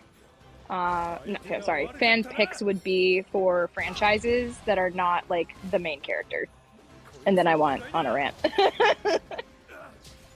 So just like anything that could have a spin-off? The question was, what's a series where essentially there's something or a character where they are more popular than who would traditionally be like the mascot or whoever like should be the most important major character was the question. Gotcha. So like a meal from Ratatouille. Yes, exactly. Yes. Okay. Because the only Ratatouille fan that matters is Nathan. That is correct. Scrunkly, I do agree with you. I am also very upset with the number of live actions that have been released. I would love to go back to traditional animation and not CGI for everything, please. I would love it. I don't disagree with you, but I am a little bit curious about the Lilo and Stitch one. The one that's coming out next year. I mean, yeah. It was very know. much my understanding. Stitch was very much like Sonic, where they released an image of what he was going to look like, and people rioted, and they changed Good. it. Good. Oh, that gives me a little bit of hope. You can. I was really disappointed when I heard about it, and then I heard that Zach Galifianakis is going to be Stitch, and I got my hopes up a tiny bit. But I also just absolutely love terrible movies. You do. It's like I feel like with this movie I can't lose. You can be probably bad. We'll see how it is though. Yeah, the casting. I'd like some things to be sacred, please. Yeah, the casting at least I am happy that they did a good job with it. They have cast a lot of now I can't remember. Islander, Native Hawaiian. Yeah, natives. So We'll see how that goes. Moana's getting a live action. We'll see how that goes. But I just want original content. I want my like fairy tales back. I was literally ranting about this to Josh like 2 weeks ago. I want my fairy tale movies back. I love that we're doing a lot of culture exploration and we're getting a lot of really good content. But I do want a little bit. Selfishly, I want my fantasy movies back. I love Atlantis. I love Treasure Planet. Damn, you're really just asking for a stories. stereotypical princess in a castle. That's crazy. Nah. No, well, because it doesn't have to be a fucking princess. Like, Treasure Planet, I mean, granted, that's IP is based on Treasure Island. But Atlantis, I think, was a great movie. That was all original content. We got Big Hero 6 is like a superhero movie. Echo just said they should make a live-action Monster Hunter movie. Yeah, she got the Resident Evil guy to direct it too. Ooh, maybe he can cast his wife. Yeah, I think we missed a 5 there. 5 from Dino Dan. If anyone should be feared in joining Smash, it should be 0 for Mega Man, top tier in every game he cameos in. That was another one that I heard tossed around. Got sent into assist trophy domain. He was already in Marvel vs. Capcom. Yeah. Yeah, no, I take like a super traditional. I heard that that's kind of what Wish was trying to be, but that movie was apparently not that good. So pissed! It is absolutely horrible. I don't. Well, it's not horrible. Some people like it. They can have their opinions. There was so much potential for Wish that is like listed so I have the art of books for a lot of movies on my shelves. There's an art of Wish where they had a whole explanation about like 3 major things that would have been different in the movie but were scrapped for various different reasons.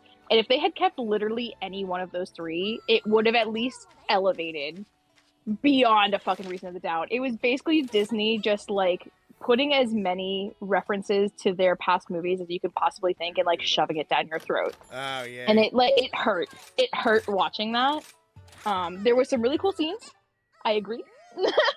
As a whole for the movie, they had phenomenal voices. I was not a huge fan of the music because it was very popish. I was very surprised. I went on a whole rant on this like 2 months ago, I think, in one of your chats.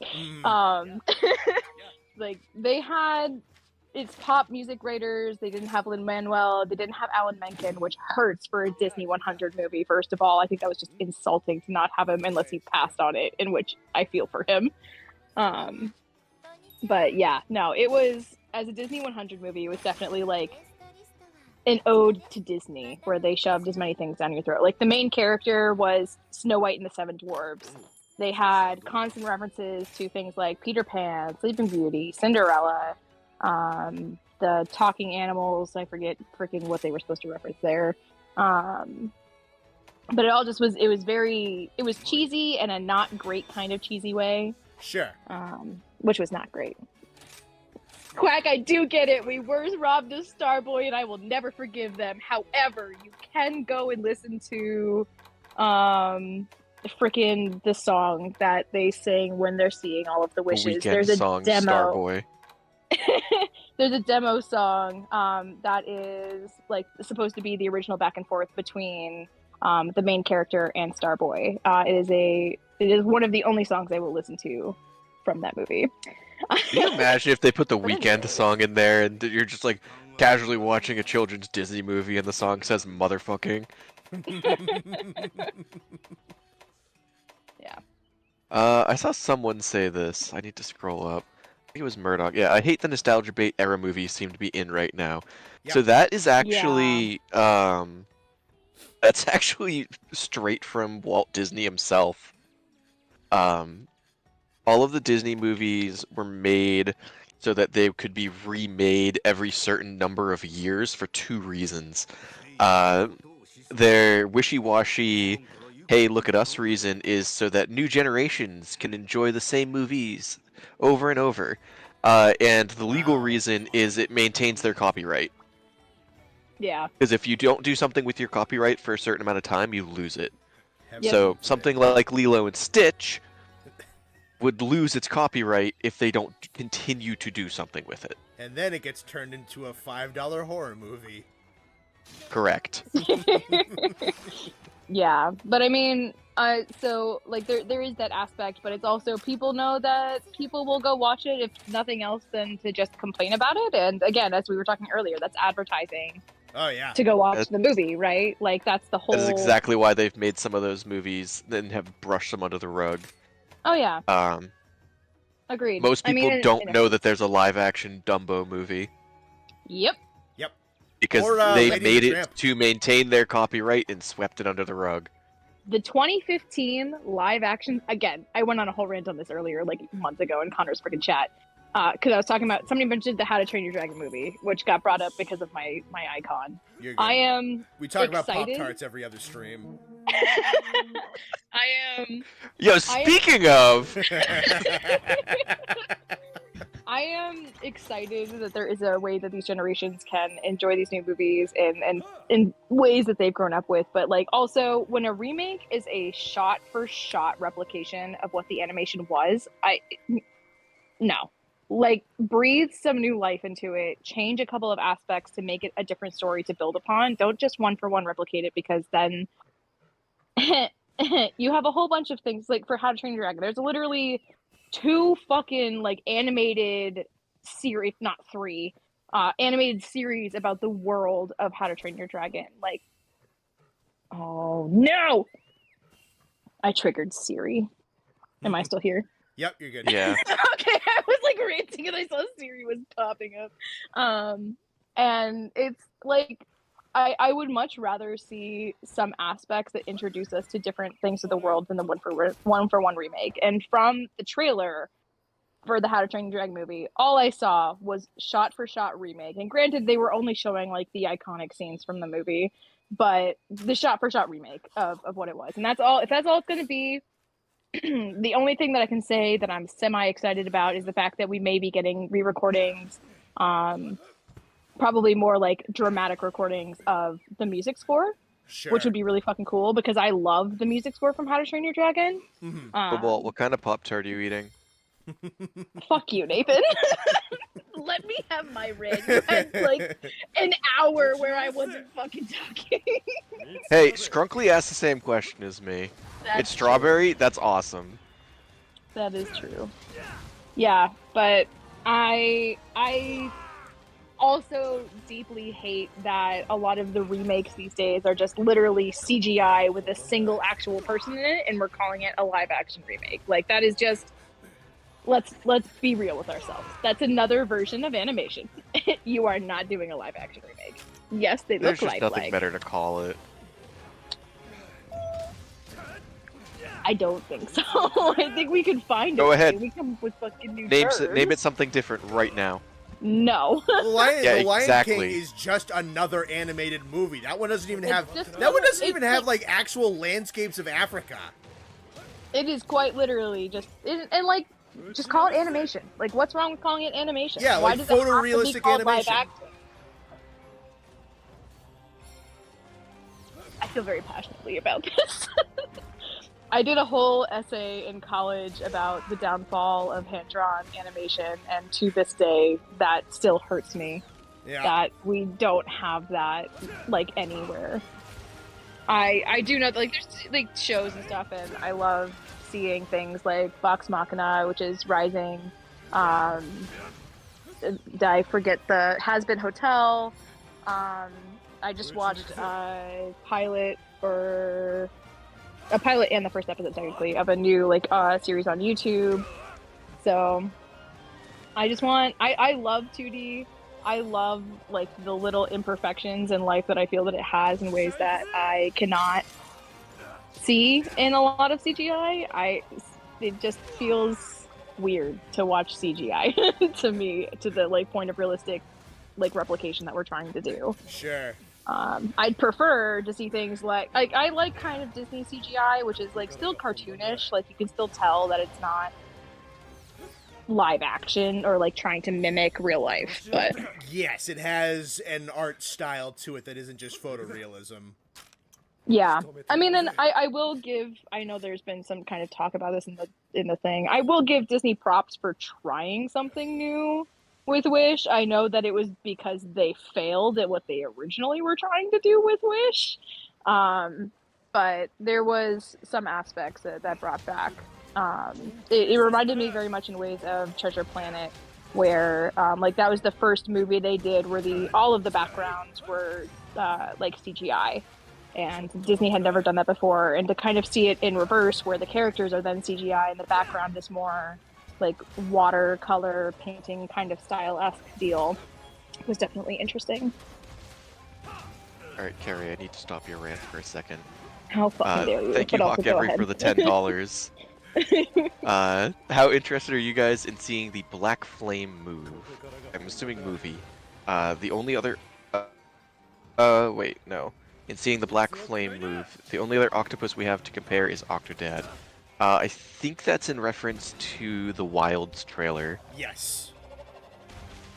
I'm pretty hyped about it. I can't wait to not help my friends when they get grappled. Because I want to watch it happen. That's going to be great.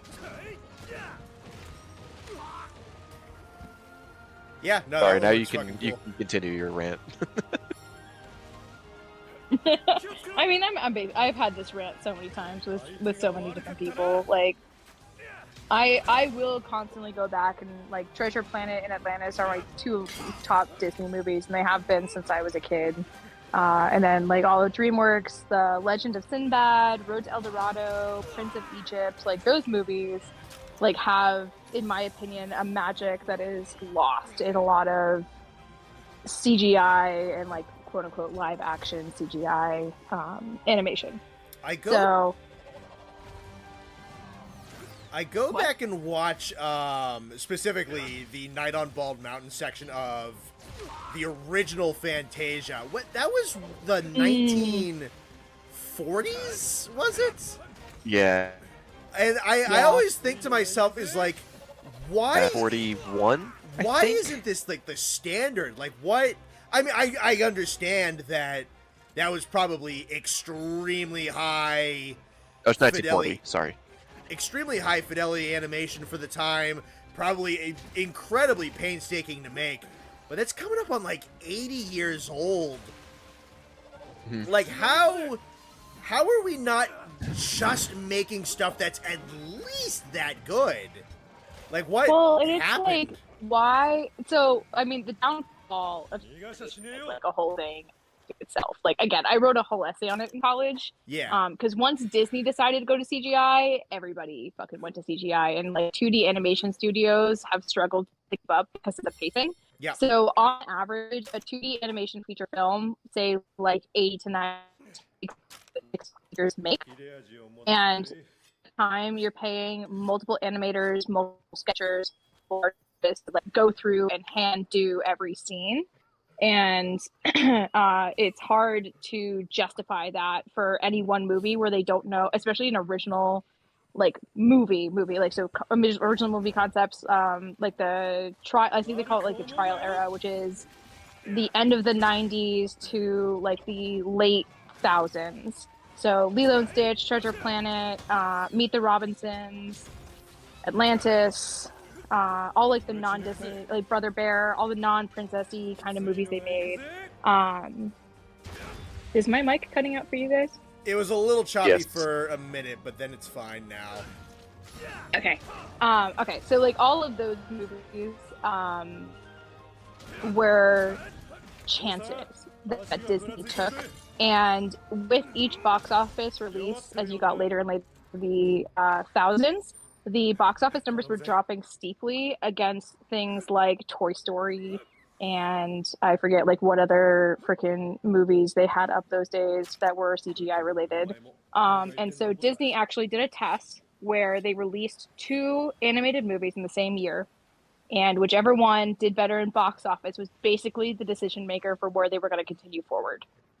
Those 2 movies were Princess and the Frog and Up. And Up absolutely blew Princess and the Frog out of the water, which first of all also hurts me. I love both movies, but I also love The Princess and the Frog. Mm-hmm.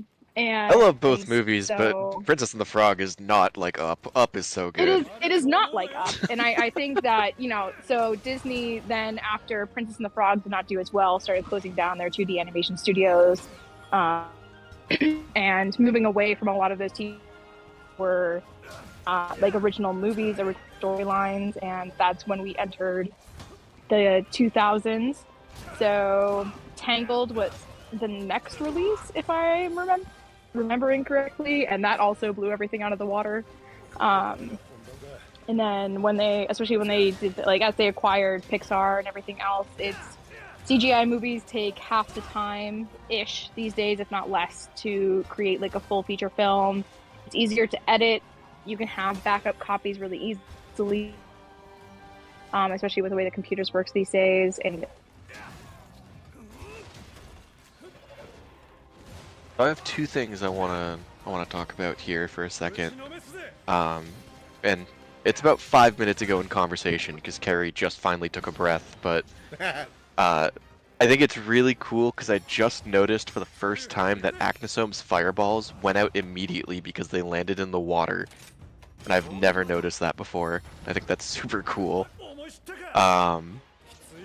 Second, those old Disney movies like Fantasia, they actually had a unique way of animating them that was like their own original animation style, where everything is hand-drawn, but it's layered.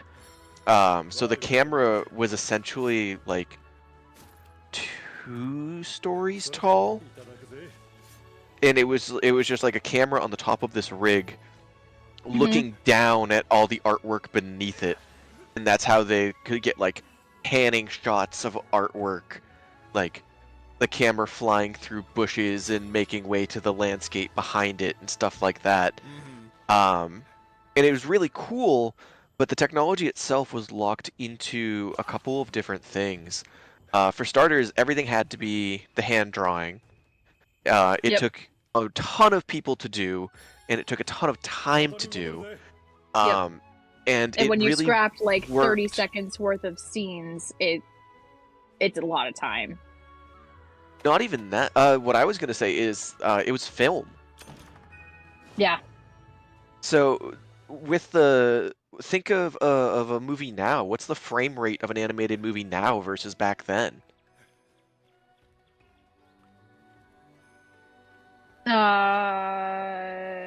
Like, are we just speaking generally? Yeah, rough assumption. I will say that is not part of the TISM. I will tell you that. My TISM is strictly relating to like animation. Yeah. I think it's really fascinating. It is. I agree. Disney over the years has come up with a lot of really interesting film techniques. There's a really good video on YouTube. God, I forget what the channel is. The way... What was the movie? Mary Poppins. The way Mary Poppins was filmed is super fascinating. If you know anything about film, especially like end stage film before CGI started becoming a real thing, that's kind of where Mary Poppins fell into.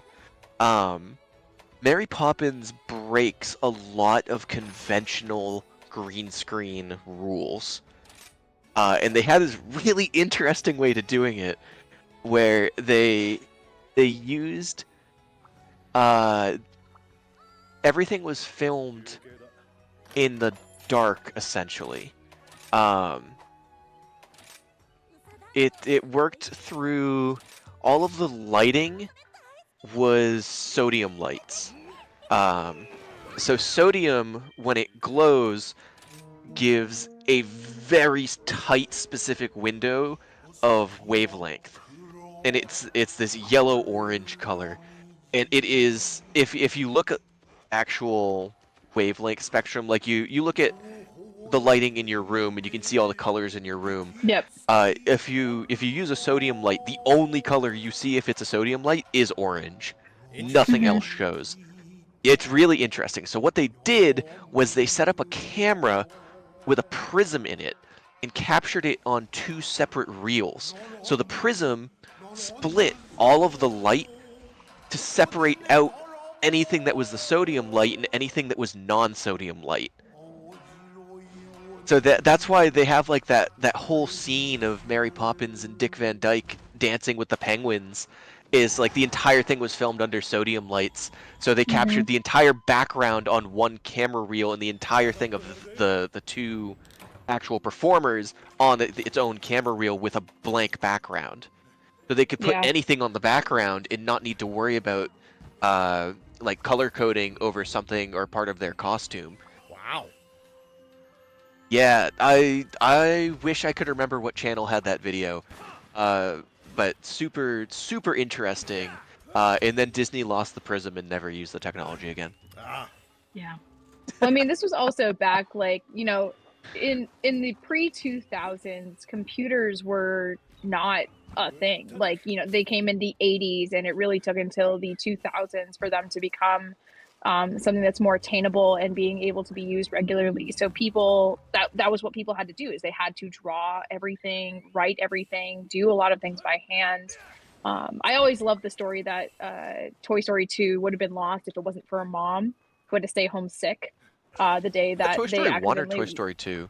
I thought it was 2, Toy but... Story 1. Okay, I mean, either way. Regardless, it doesn't matter. It's a Toy Story franchise.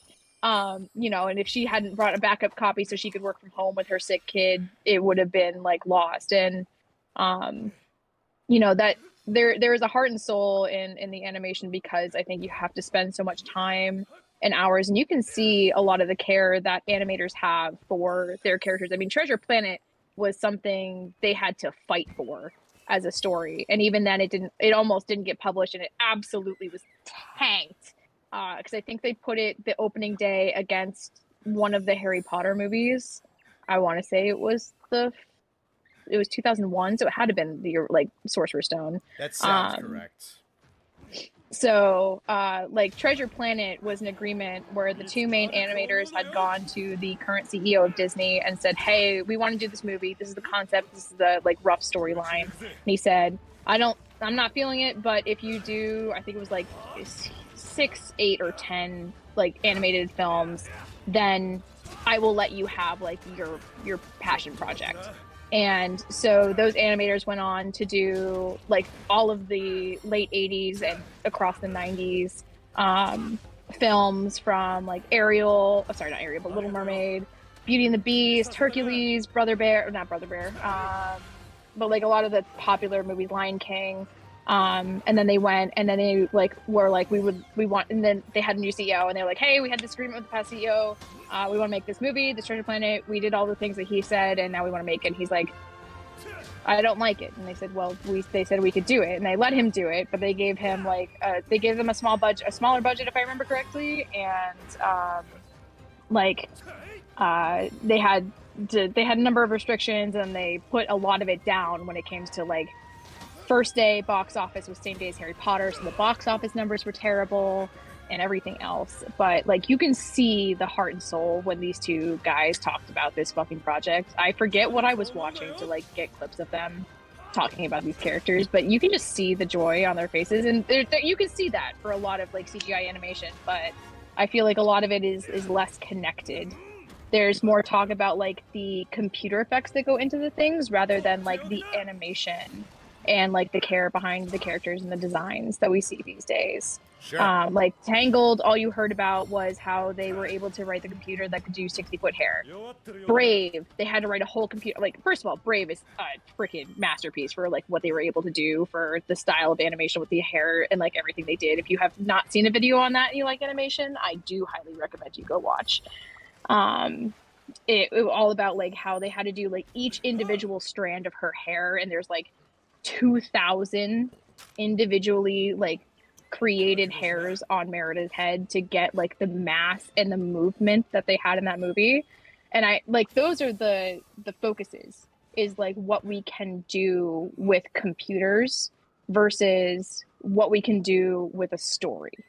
And I feel that for me is where I've lost the magic in a lot of places. And that's again why I love this rejuvenation with a lot of the cultural discussions and creations we've seen with things like Coco and Encanto, and I'm probably forgetting like 3 of them because my brain's now blanking, because of course it is. But we're not seeing a lot of those original story creations. Instead, of a lot of time are being taken up by live action remakes because it's an easier money grab that is guaranteed to make them money. Sure.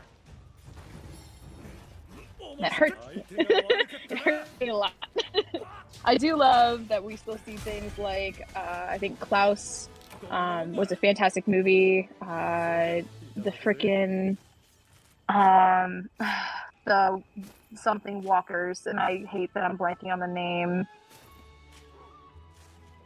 I don't want to say moonwalkers because I know that's wrong. I think it was Tin Can. Said it was Corridor Crew who made the video on the sodium lighting camera. I believe you're correct. I think that's the channel I saw. Very interesting video. There's a lot of really interesting technology from the film industry that is just not used anymore because of CGI. Yeah. Like it's just so much easier and more efficient to use CGI than it was to do those things. But the technology they came up with is so fascinating. Yeah. There's because they had to find other workarounds. Yeah, there's some real engineering genius. I think some of the most fascinating things I've ever listened to are behind-the-scenes docs of movies, mostly, of just some of the feats of engineering and whatnot that they've had to go through just to get things to work. Not that, I don't want to fucking, villainize CGI or anything, but I do think it is... No. I do think it's become apparent of how much of a crutch it has become and how much of an expectation it's become. Yes. And then there's also because it's how you keep up. Yeah. That's why so many 2D animation studios have closed, is they just can't keep up with CGI. It's like mass force. It's easier, it's cheaper, it takes less people, which also hurts me because a lot of animators have lost their jobs in the past decade because they've just been constantly reducing the number of people they have on their art teams. Oh, sure. To do things like that. So, anybody going into the animation industry, I've heard a lot of horror stories. I have friends who are in the animation industry who have said yeah, I almost kind of wish I never did get into it. But they love it. And I love seeing the rise of a lot of 2D animation, and hopefully we'll see less issues with things like pay and the like for those people, especially after the whole Spider-Man incident, with the Spider-Verse stuff. So yeah, it's all about making more money with less money. Sure, yeah. The name of the game these days. I'm glad that we have enough people who are I'm glad that there's a lot of migration towards indie animation. It's one of the big reasons that I love YouTube as a platform so much, is that you can just kind of get away from that kind of thing. I have big issues with how those shows are written, but the Has-Been Hotel Hell of a Bot, I'm glad that those things can exist and that they are animated as well as they are. I don't think those shows are written particularly well, but the fact that they exist and that they have generating sort of community. Yeah, that they have a lot of just independent animation. I hope that they're ran particularly well. I really haven't heard a lot of stuff that it's a particularly bad environment, at least not as bad as some major company. There might be something somewhere, who knows. But just the fact that those can exist, and then you have what is it? I think there's a YouTube channel called Glitch, but they host a lot of CG animated shows. They're kind of like a launching platform for creators to launch off of. That's where, if you've heard of it, I think the Amazing Digital Circus comes from, stuff like that. But they're kind of they're a YouTube channel that hosts a lot of other projects that other creators have worked on. It kind of serves as a launching point for that kind of stuff. So I've always really liked YouTube as a platform. I'm really glad that we're kind of getting to the point where independently made television, is being made on this website, and I think it's phenomenal and fantastic. Agreed. Yeah, I just watched literally today. I think I mentioned it earlier. Was the Art of Murder pilot, which is another like 2D animated like kind of thing that is very nostalgic for me. It reminds me a lot of the old school animation that I love, and I am excited to see where it takes off. The pilot just launched, and then you did mention, I know, Hello Boss and Has Been Hotel, very crude humor. It is based all on a world that already has been like created and explored from the original creator. I do think the original creator still has a lot of artistic insight on the filming, or not the filming, but the animation, which is the reason why it looks and feels very much the same despite being YouTube, versus I think Amazon is what has Hell of a Boss. It has been. Helaba that's what I is meant. still Yeah, Helaba is the YouTube. YouTube. And has been. Yeah, A24 I think is the company that has it. Amazon is the distributor. Yes. Gotcha. Thank you. Yeah. So I do want to say really quickly, I'm going to cut you off for a second. Athos just said Connor walking on the square while chatting reminds me of Minecraft parkour.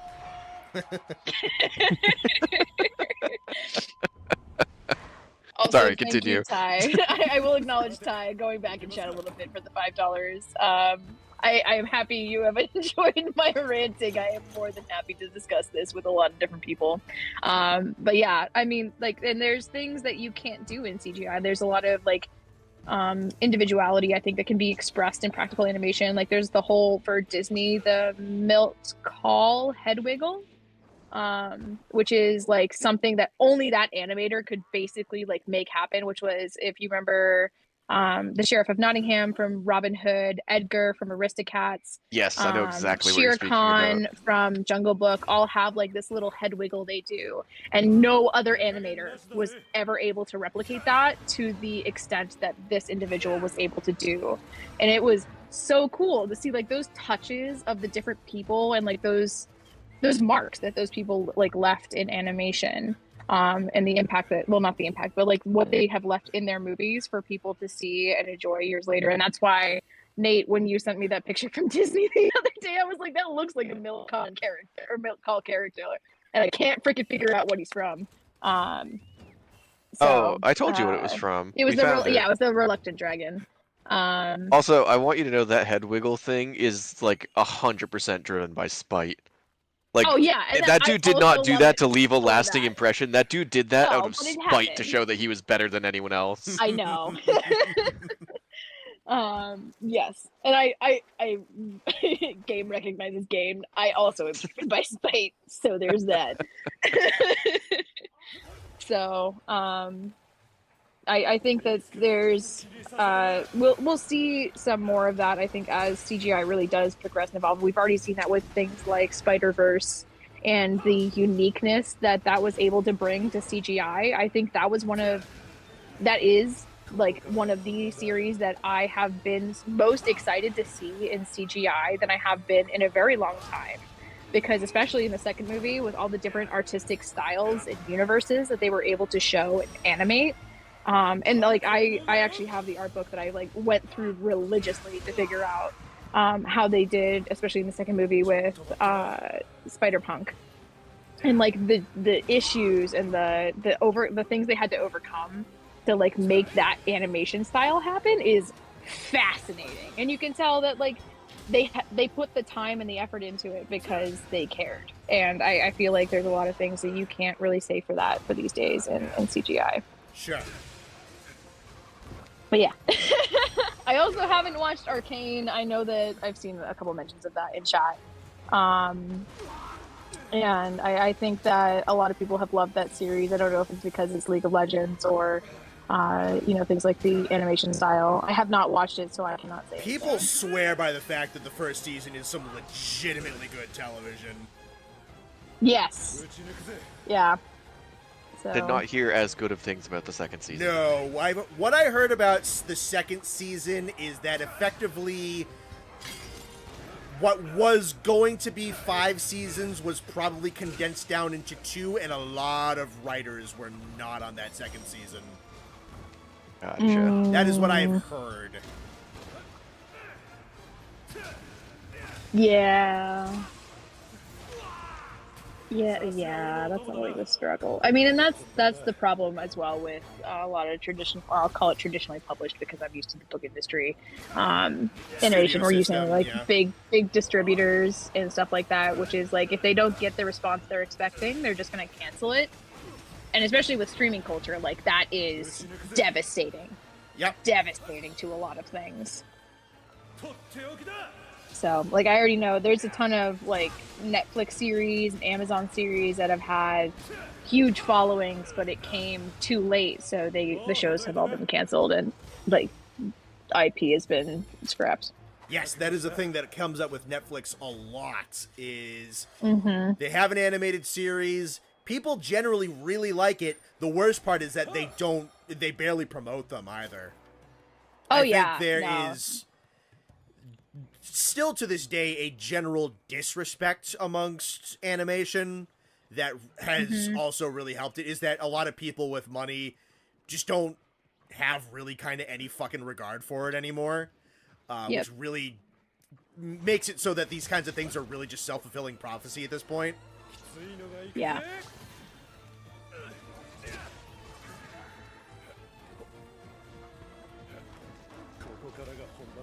You remember when streaming was nice? I remember when streaming was getting mailed a VHS tape. Yep.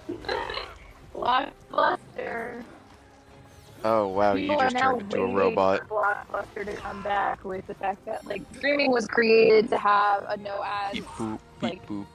streamlined viewing experience, and now everything is you have to pay more to not have it with ads. Yep. Does she sound like a robot to you too, Connor? Yes. Her voice got Oh better. no! Oh, no, It's there not it is. just me. There it is. It's back. Oh, It's you're back. Everything you well. just said was robot. I got none of it. That's fine. It's not really worth reporting. It was just me talking. Robo carry in chat. It's alright, I'm just speaking at a frequency at which you cannot understand. This time it's just, I am speaking in a language you don't understand. She turned into Soundwave.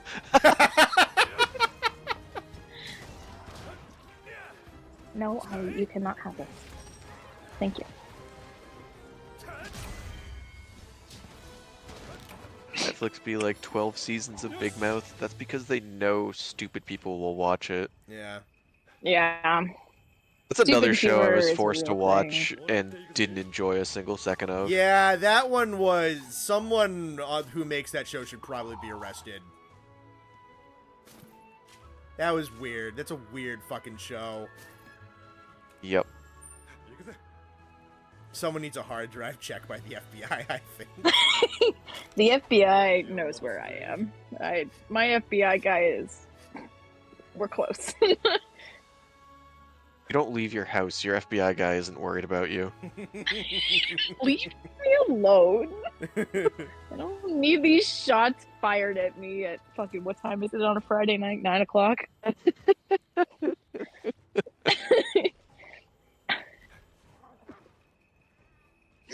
Are we about to call humans obsolete and start looking for the nuclear codes? Bold of you to assume that I'm just starting to look for them now, Murdoch. Damn, we really got Mecha Carry before GTA 6. So I guarantee you it's not hard to do. I sit in the same corner on my couch on the far side of my house for my Wi-Fi router. It is not hard. But yeah, there's good and there's bad. There's a lot of 2D animated stuff that I don't like. I'm not a huge fan of the Rick and Morty animation style. I don't like the Big Mouth animated style. I fucking hate South Park. I'm glad there's people who enjoy it. I'm really glad that there's people who like it. I love You're not Justice, supposed to Teen watch Titans. South Park for the animation, Carrie. You're not, but the style, like that is. That show does not exist to show off its animation. I fucking know, but that's what bothers me. That's what my tism gets caught on. You know the pilot That of South show Park. exists to make topical jokes aggressively. You know that the pilot of South Park was little bits of colored construction paper in stop motion. Was it really? Yeah. That's awesome. That's what the pilot is. That's awesome. I do kind of like that. I mean, again, I'm glad that there's people who like that kind of writing and everything. But like, you know, our roommate Matt in college like tried to get me to watch Rick and Morty, and I could not do more than like half an episode because I fucking hated the animation style. And he and Ed were so confused. They were like, "Just get over it." And I was like, "I can't." Yeah. Let me be. Let me have my Teen Titans, my Young Justice seasons 1 and 2. Yeah, unfortunately, that's also become a really strongly prevailing animation style for specifically adult animation. It used to be the Family Guy style, now it's the Rick and Morty style. Which is, Family Guy is another... Have you ever watched those videos where they take Family Guy and they just edit out all the sound and they just make you watch how the characters are animated? It is the most boring They don't thing. do anything. No, they don't do anything. They have an animation where they put their arm up to gesticulate and then put their arm down. There's no facial expressions. It's horrible. That hurts me. It's dude. The only thing that moves is the mouth. Yep, that's it. Sometimes Is that the eyes. Oh my god. This is why I can't watch these fucking shows either. It pisses the fuck out of me. It's because they've aggressively stopped caring about it, and it's so funny. Oh yeah. Oh, nobody gives a fuck. It is only on the air because people watch it. Because stoners watch Family Guy. I will say, I've said this on stream. I'll give Family Guy its flowers. It is a little bit ahead of its time, not in terms of writing or characters or anything like that, because it is the perfect TV show for YouTube Shorts.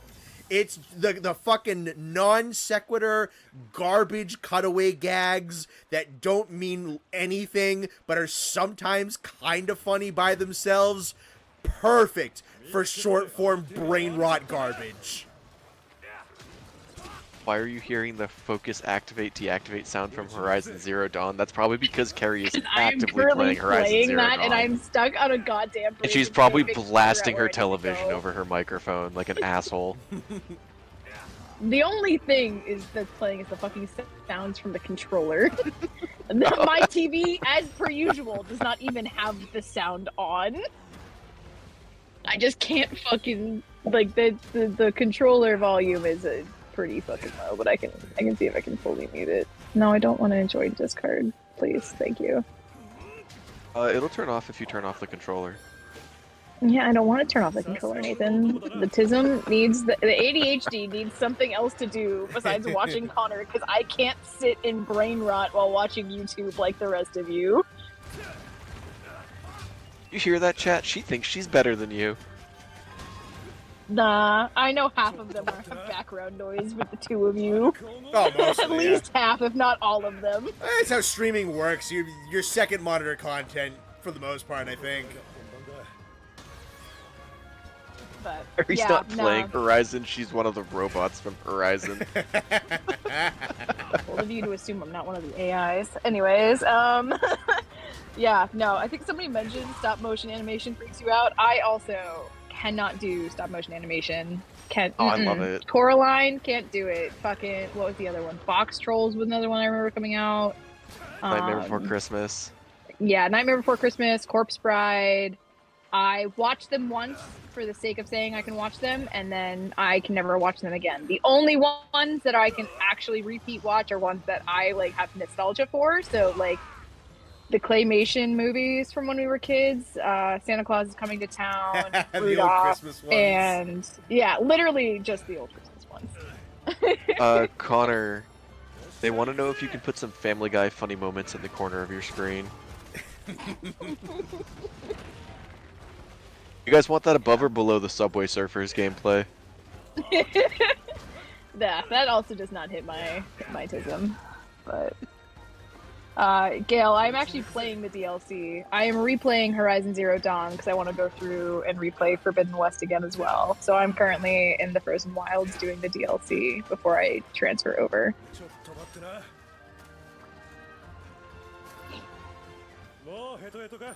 Smile, just write a one-page scene that has absolutely nothing to do with whatever you're supposed to write about.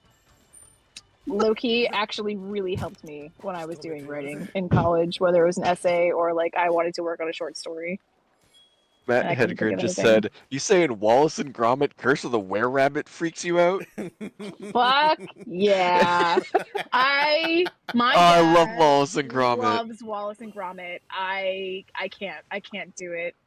I used to play the also PlayStation 2 don't Wallace like and Gromit game. It kicks ass. Jesus, I almost just rolled off into the fucking water. Oh, there's an emergency ladder here. Thank fucking god. Okay. Is this video? Oh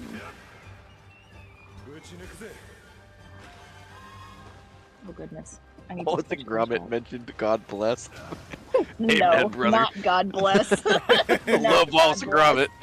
bless. I can't do it. I can't do it.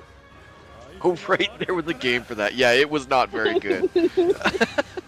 Oh, is this your wheel? Oh, you son of a bitch. Now I have to go back to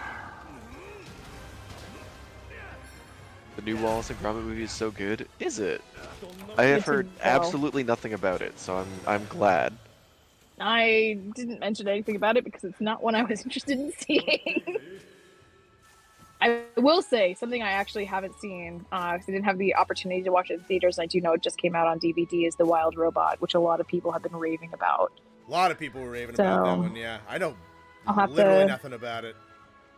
As a I'll have to Brit, figure Wallace out and what that Gromit is basically my Bible. You poor soul. You're a Brit. You had a college project where you had to add sounds to a scene of Wallace and Gromit. Nice. That sounds really fun. Ale wants to know what your favorite machine is in Zero Dawn, Carrie. God. I mean, it really depends on what you're going for. I do love the stalkers. I also fucking hate the stalkers because they're a pain in the ass to fight. I think the Stormbird's really cool. If we're limiting it to just Zero Dawn base game, I'd probably have to say Stormbird. I really Carrie do is love terrified the of Flushed Away. Heard it here first, ladies and gentlemen. Oh no, fuck! I have to see Tall Neck. No, also, first of all, fuck. Also, that is one of the other movies that I will actually watch. I love Flushed Away. My dad watched that a lot growing up, so I also got to watch that a lot growing up. But no, Tall Neck. If we have to pick like aggressive machine, Stormbird. Favorite machine, Tall Neck, because I actually also really do love the Lego Tall Neck set. And that just cements my love for it. I also just love the idea of a giant fucking Roman robot where its entire job is to walk in circles. I like the Nessie one that shoots water. That is Forbidden West, so that's why I didn't count it. I haven't played either, I just like that one. I know, you just like that one. He's a silly guy. He's a good dude. He's probably the Nessie robot's probably my favorite in Forbidden West. And I'm very excited now to have the board game so I can paint all of the miniatures for it. And eventually find isn't two other actually people. stop motion, it's CG in the style of stop motion. That's interesting. That's probably why I'm not as upset with it as I am for other stop motion. How about Chicken Run? None Chicken of Run the kicks ass. problem. I love Chicken Run. Yeah, is claymation? I guess claymation's still technically stop motion. Yes. Yeah. That's why I can't do things like Box Trolls, Corpse Bride, and Nightmare Before Christmas. That's all claymation. Like I said, just has to be it has to be the old Christmas movies, and that's the only tolerable ones. Yeah, Can't anybody do who anything does else. stop motion has to be someone who fucking loves their craft, because oh my god. Yeah. That's a time sink and a half, Yeah. dude. I've watched many time lapses of different stop motion just because I think it's fascinating to watch. That has to take hours. Oh yeah. Funny enough, It takes days funny to enough, get like 20 going seconds. back to South Park, they did a bit where they were making fun of the fact that their pilot was stop motion with construction paper. They were doing the characters were doing the exact same thing. And there's one bit where one of the boys just fucking sneezes and blows all this stuff all over the place. And they just start screaming at him. Good lord. Semantic, I have heard good things about Kobu. I have not watched it because I was absolutely not interested in the animation style. I know I was forced to watch Fantastic Mr. Fox in high school, and I could not watch more than 20 minutes at a time, and I was called out for it by my teacher. Even I thought Fantastic Mr. Fox looked a little freaky looking. I still do. I've never seen that one. I don't know anything about it. God, who's the director for that? Fuck. Was it Wes Monster Anderson? Hunter movie guy. Yes, I think it was Wes Anderson. I also am not a Wes Anderson guy. I can't. He makes very artsy looking movies, doesn't he? Yeah. Ed's favorite movie, like, hands down, is Grand Budapest Hotel. Yeah. And I feel so bad. That every time he wants to watch it, I pass out in the first hour. Mm-hmm. Like, without fail. I cannot stay awake for that movie. And I know it hurts him, but it also hurts me. Yeah. Okay, I've also heard you just tell him to go watch that movie, and he's just gone and watched that movie. He will. If you mention if you mention it, he will just go watch it. If within the next 24 hours, without fail, on some device, he is watching Grand Budapest Hotel. Yeah, he's one of those guys where he has a directorial. I don't think I've watched much of what he's made.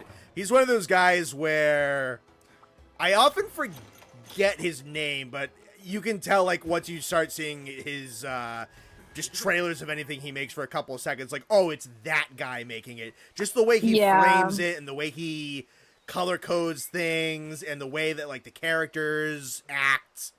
It's like, it's that guy. It's one of that guy's movies. Is how I always am when I see one like that.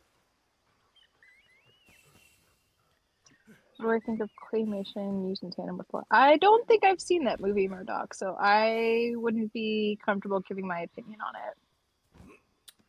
Slightly off topic from animation, but more on topic with just, like, really, really famous directors. Did you guys see that apparently Christopher Nolan is doing a movie on the Odyssey? Yes, and I've seen the cast for Really? it, and I'm kind of hyped. I'm really, really interested to see what the hell that's gonna look like. I'm kind of hyped. I'd go see that. Yeah, because he's never done, like, an overtly fantasy type of movie. The closest is probably the Batman movie. Well, his more sci-fi-ish type of movies get a little out there. But just kind of like a raw fantasy movie from Christopher Nolan, like, that sounds really fucking interesting. Honestly, the only Christopher Nolan movie I know is the Batman ones. Yeah. I do not know movie directors at all. Wasn't he on Oppenheimer? Yes. I have no idea. That's what I thought. Oppenheimer, Interstellar, whatever the Inception. There was another one that I don't fucking remember. There was a war one he did recently. Interstellar is still so funny to me. Because the only thing I've ever seen of Interstellar is the last 15 minutes. All I know is Matthew McConaughey screaming the word Murph. That's all I know. Also, I think he fights Matt Damon on an alien planet. I think. I don't know. I think it's funny that it's this super famous movie that everyone seems to really like, and I've only seen the ending and had it ruined for me. They were watching that in, like, my high school physics class. and they watched it on a day I was gone. So I came back on the day where they were just finishing the movie.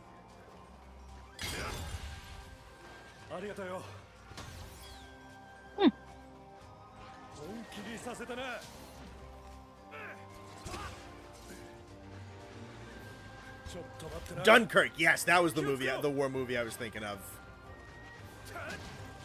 And then he did some like other like weird concept sci-fi movie semi-recently that I don't remember what the fuck it's called. Oh shit.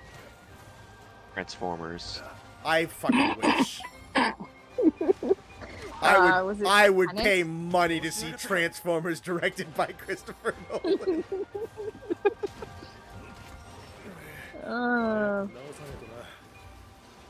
I think is it Tenet that you're thinking of? Yes, that is it. A secret agent is given a single word as his weapon and sent to prevent the onset of World War III. He must travel through time and bend the laws of nature in order to be successful in his mission. Yeah, it According sounds to like a IMDb. Chris Nolan movie. Dan just said, I watched Morbius in the only correct way. My friend downloaded a Friday Night Funkin' mod that was just the movie. That's I didn't even awesome. bother It was watching like Morbius. 100p. That's so funny. Oh boy. Oh god, that's so funny.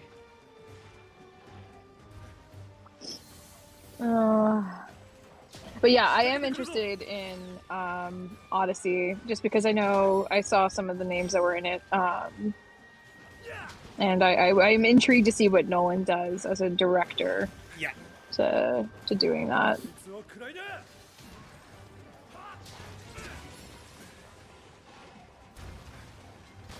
And if anybody wants a filler for the Odyssey until that is released, the entirety of Epic the Musical is now out for anybody who is enough of a musical theater nerd to listen. Or you could just watch the peak that is Clash of the Titans. The original. God, I haven't seen that The movie original, in yeah. fucking forever. The original is such a banger.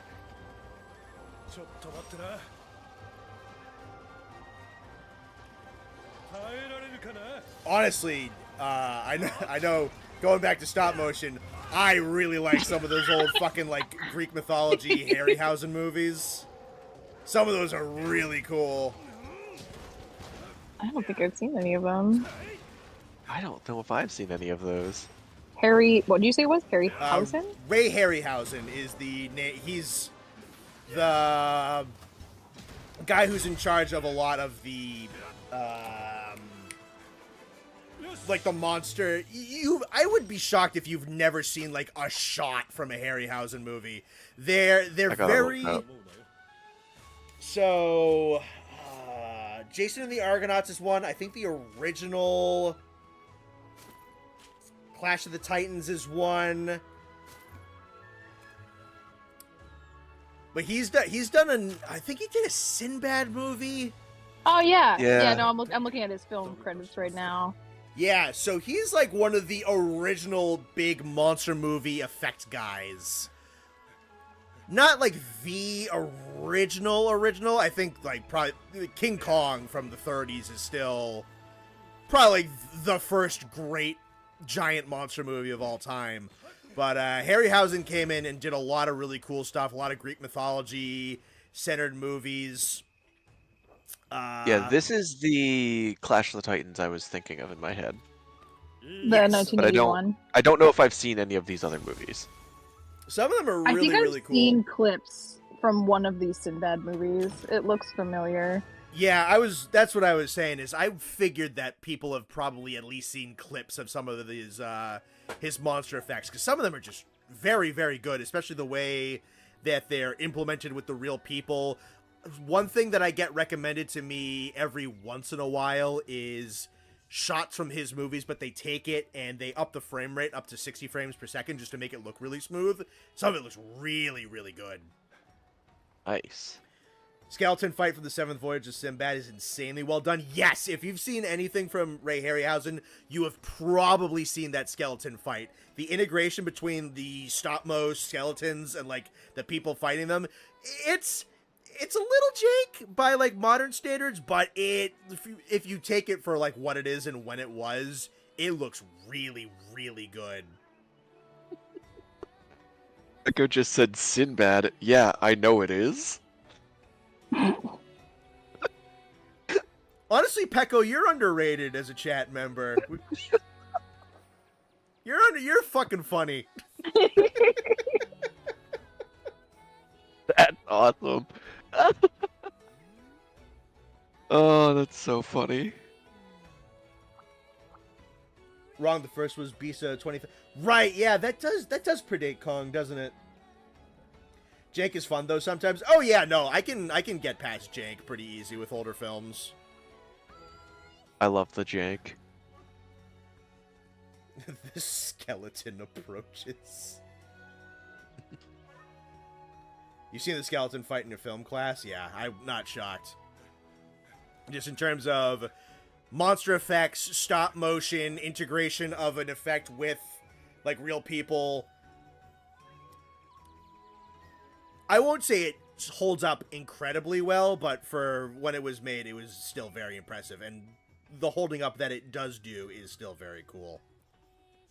Tyrannosaurus versus Triceratops in one of the films is really cool. Yeah. Have I seen Velocipaster? I haven't seen that one. I have seen a lot of those Sci-Fi Channel monster features that they made for the budget of a ham sandwich and a piece of twine. There's some fun ones there. Oh, we have a great story about those movies. We were at one of our friends' houses, and we had been watching something, and he left the room, so Connor and I took the remote and set his TV to just auto-record every single one of those movies off of the Sci-Fi Channel. So, he came back in and like we're telling it to record Mega Shark like 1 through 3. Yep. Piranhaconda, Sharknado. I love Piranhaconda. Just like Sharknado. everything that was scheduled to be on, we were just telling his TV to record it.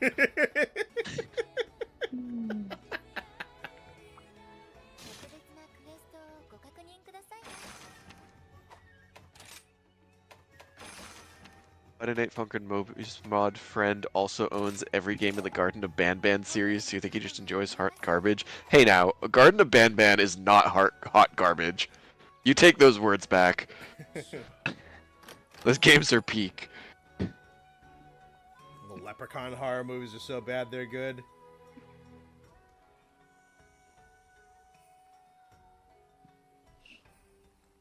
If anything, that guy might have been thinking of the Lost World from 1920s, same animator as King Kong as well. Right. Oh, who is... Oh, I'm never going to remember who the Kong guy is. But yeah, I do think he did Lost World, which is that old dinosaur movie. Oh, man, fuck, I'm going to have to look it up.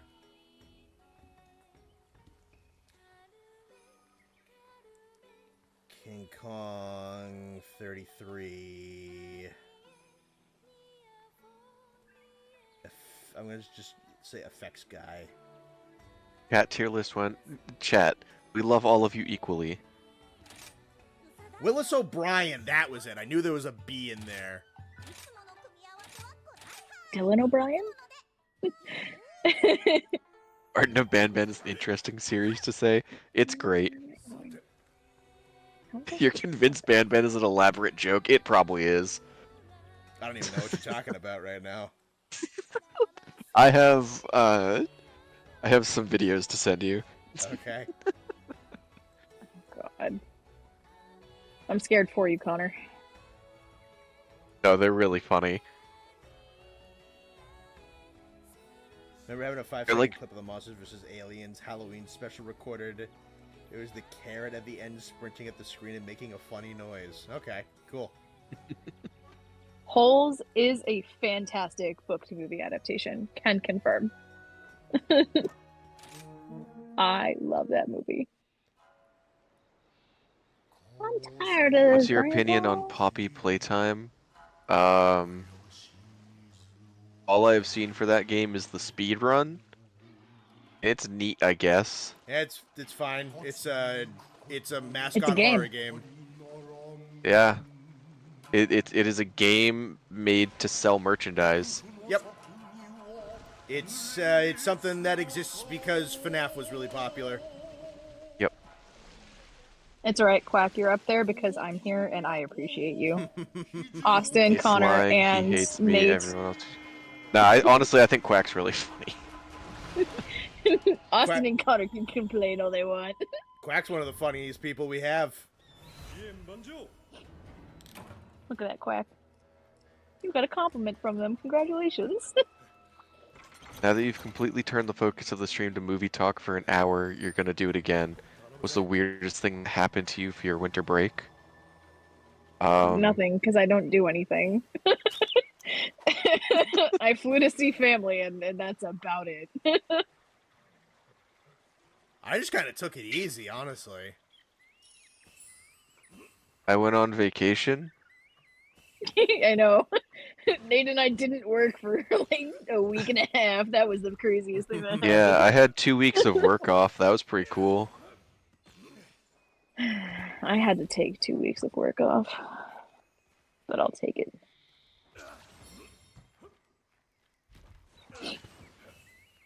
Anyways. God, now I'm trying to think about book to movie adaptations. What was the movie? The movie that came out when we were kids with the owls. The guy who played freaking Percy in the original Percy Jackson movies, Logan something or other. It's Logan Learman. That stupid movie. was it the Guardians of stupid. something or other? No, Is it was that not. No, they're not the animated owl Okay, movie. okay. I should have specified Guardians of the Hole. I know That's that what one. I thought you were talking about. No. Hoot. Wow, Hoot and Holes. Sure. You fucking knew. I'm just trying to think of things that were fucking turned into movies when we were kids. I know Maze Runner, Percy Jackson, obviously, where the only good line is, "Get off my roof." I saw that Percy Jackson movie in the theaters. I think I liked remember it when I saw it. when there was no movie. There's only the one movie, The right? first one Nah, there was a second one. Nope, there were two. There were two. They fucked up the second one. Yo, 'cause they Royal crammed Ludroth, hype. aspects of the entire series into the second one and God, this guy ruined looks the so good. reveal. I think the only thing I've seen of it is the first one. I never read the books. Actually, I think I read the first half of the first book. And even then, I was like, man, I don't like this. I really like those I was books. about to say, it does not feel like something you would like. I was not super interested in the books, and I remember watching the movie and just being like, this sucks. I am not enjoying this. Unsurprising. Yeah, I I was one of those kids the where you could movie throw felt anything. so rushed. Like, I very distinctly remember scenes, it's just like jump cuts to another scene. I was like, what the fuck just happened? Yeah, I was one of those kids where I would consume anything that was Greek mythology, so I thought it was all cool. I liked Fucking Dumb X. Monsters. The Monsters. Yeah, the Sea of Monsters was definitely like. I mean, it's obviously a reference to the Odyssey with a lot of the stuff that was in there, but it was really cool to see it like created for that, or showed like as we were kids, like because we all read that when we were like the same age as Percy. So. Probably, yeah. Son of a bitch. I say as I sit with like my 3 different copies of the Percy Jackson series on my fucking shelves.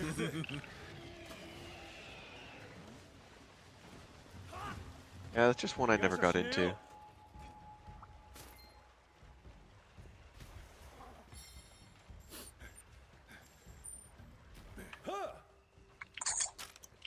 God, fuck. No. No. It's still on fire. Oh no. Oh no.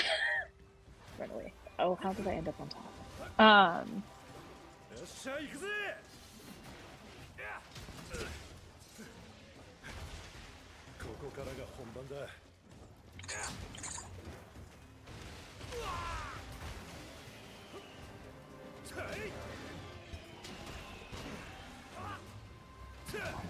I'm cornered. This is not good. Yo, Royal Ludroth, my guy. Percy Jackson would have been way better if there was a Royal Ludroth in it. For sure. They were dragons. Royal Ludroth isn't a dragon, he's a king. Fuck you.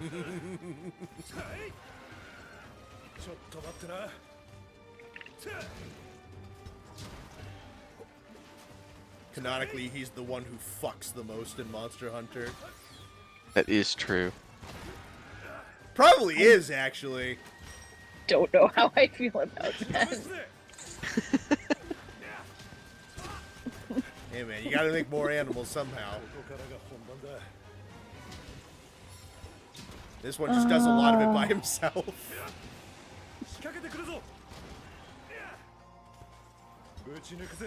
Bastian, I don't think we'll ever see the fixes that a lot of the original readers probably have, like the problems that we have with the books. It's just another medium. I think again, this goes back to I think the same conversation I had with people on the How to Train Your Dragon movie, because it did evolve into frickin' Percy Jackson. But just the way that the medium and the stories are told, like it's always going to be missing something. And especially with the changes that, you know, Rick has acknowledged he wants to make, which I'm happy, like acknowledging that those books were written in a different time with a different audience. Like as we grew up, that was a different perspective that we had with the technology and everything else versus what today's kids have available and the changes he'll be making to the world to accommodate for that and also make it a little bit more serious, I think. So it'll be interesting to see what those changes end up being, but I am excited for the cast that he has for those movies and see what that is moving forward. Don't all the monsters canonically lay eggs? Not the mammals. No, in Monster Hunter. That's from stories. They all lay eggs. That's if you take stories as canon, which I don't think you should. Alright, fair enough. Unless all the mammals in Monster Hunter are like platypi. Sure. The platypus.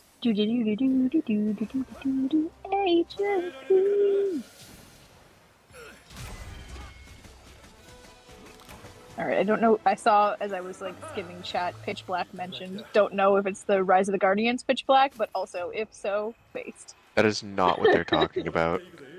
I'm sure it's not, but I'm gonna plug it anyways. They were also asking what your favorite monster is, but you just chose to ignore that one. Where is that? They all spell my name differently, so I have to look for fucking... I gotta find where my name is spelled wrong. They all Is it my favorite monster intentionally in Monster write your Hunter? name differently. Yes. I know they all intentionally do it.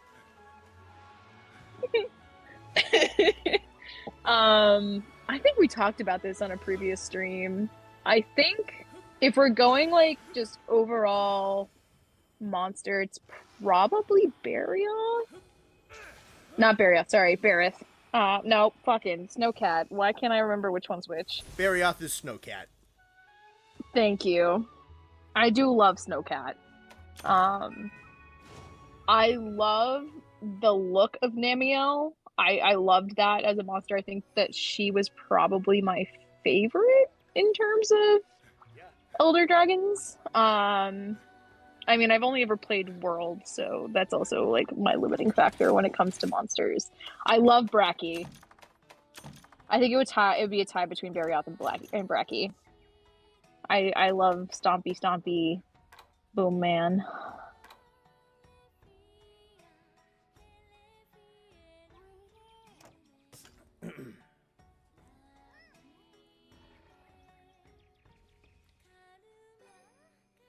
You ever just hatch a whole ass Zamtrios? Yeah, they just skip a couple of steps. Does Soulseer hatch blind, or is that an even worse case? Yeah, if you want a Soulseer, you just pluck its eyes out.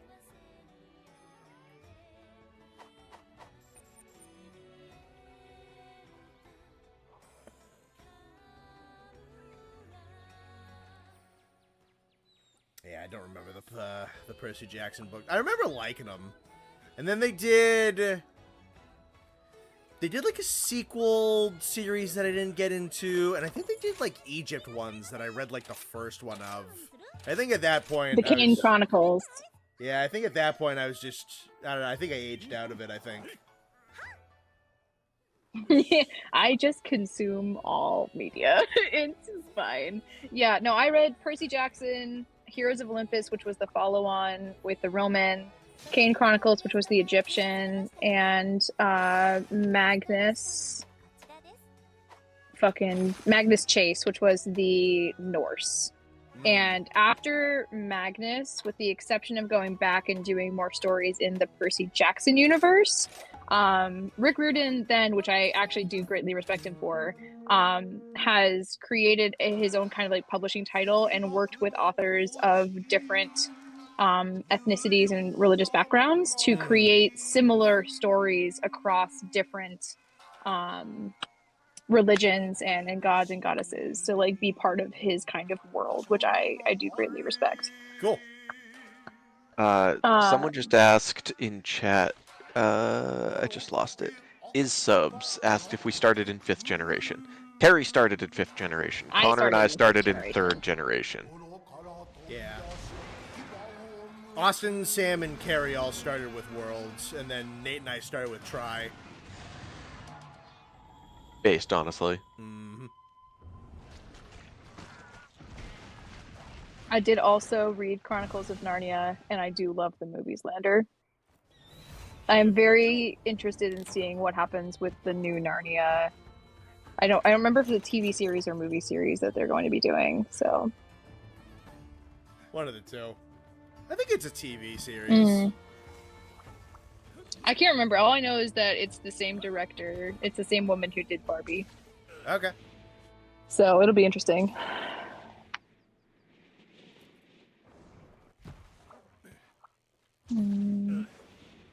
Bye, Scrunkly.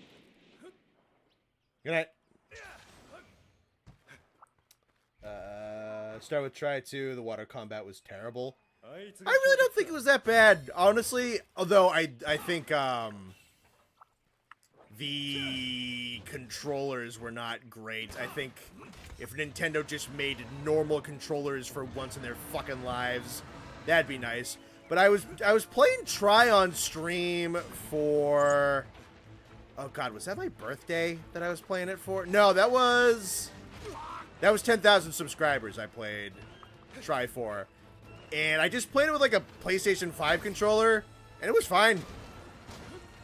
I think, in the game's defense, someone can correct me if I'm wrong, I believe the game sold with a Wii Pro controller. It did. We being idiot children just got used copies and played with Wiimotes and nunchucks. Fair. Yeah, I'm partially convinced of a conspiracy that Nintendo purposely makes stupid fucking weirdo controllers for non-human beings just so they can make more money off of classic controllers and pro controllers. I think they do it because they're so focused on party games. They design their controller for party games and then sell a normal controller. Because 1-2 Switch was a launch title for Switch. Yeah, but they only make those gimmicky launch title games for like 5 minutes, and then nothing they ever make again functions like that. Correct. And I hate it so much. Why? Why? Hey man, regardless of if I had to pay extra for it, Switch Pro controllers are arguably my favorite controllers. I love these things. I thought the button placement felt weird on those. It's just like an Xbox. Yeah.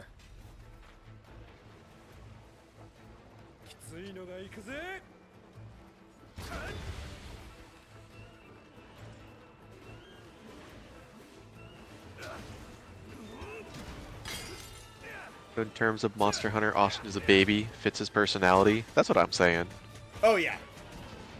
I mean, you watched him play his first Monster Hunter game ever. His entire Monster Hunter experience is archived. Yeah, minus a couple of off-stream sessions. Yeah, but we never did anything new off-stream. Yeah.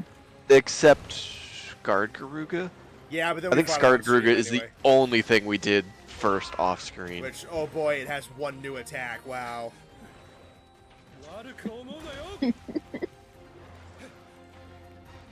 Bought a Magnamalo Pro Controller at a TCG tournament. I have the Magnamalo one, and I have the Malzeno one, and I fucking love both of them. They're so good. First time in 2025 someone has acknowledged the existence of 1-2 Switch. Probably, yeah. Oh, that's so funny. There's statistically a good chance of that. Oh god, that's funny.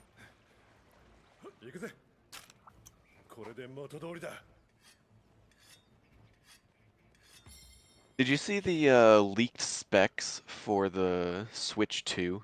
I have not. So, I learned this yesterday. I was looking into it a little bit out of curiosity. The CAD files for the Switch 2 have been fully leaked. Interesting, okay. But they haven't... So leaking isn't the right terminology. What happened was the development time is taking so much longer than they had expected it to, that the models they sent to like accessory developers, their NDA has expired and they can just share them legally now. Oh, okay. So some people, obviously they're not like distributing them openly, Yeah. but some people have gotten their hands on them.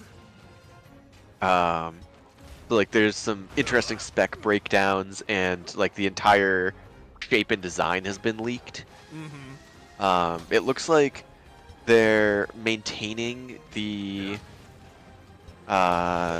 shape, so to say. It's going to have an 8-inch screen, which the Switch OLED has a 7-inch screen, and I think the classic original Switch has a 6.5-inch screen. Okay. So it's going to be pretty meaty. Joy-Cons are staying pretty much the same, but they're changing the design so it's not sliding onto a rail anymore. It's actually an electromagnetic clamp that'll click them into place and hold them there. Okay. So it'll save any wear on the Joy-Cons getting loose Probably if you use smarter, it in honestly. handheld a lot. Yeah, I think that's pretty neat. So a little bit bigger controllers, much bigger screen, same docking system. It's still going to be compatible with Switch games, Okay. so like physical cartridges. Very akin to DS and 3DS. Sure. So I don't think there's any confirmation about new games running on old consoles. I don't see why they wouldn't still, but I'd assume they probably wouldn't, just to sell the new thing. probably. They'll probably do a PS4, PS5 transition kind of thing. Just like, as newer games come out, they'll start dropping the older console, but Yep. yeah, it seems interesting for sure. Processing power leaks seem pretty solid for it. It seems like it's going to be a handheld that's probably akin to like what did the video I saw say? Like I want to say like a PS4. Okay. So not bad for a handheld. It's bigger than any other handheld on the market currently. So it'll dwarf the Steam Deck, which will be interesting. So just drop your controllers if the battery runs out then? No, that's not how that works. If anything, it's probably the exact same setup that it uses on the current model. It's just a different attachment mechanism where it's your Joy-Cons, when you slide them into the dock, it's probably wireless charging off the side of the dock.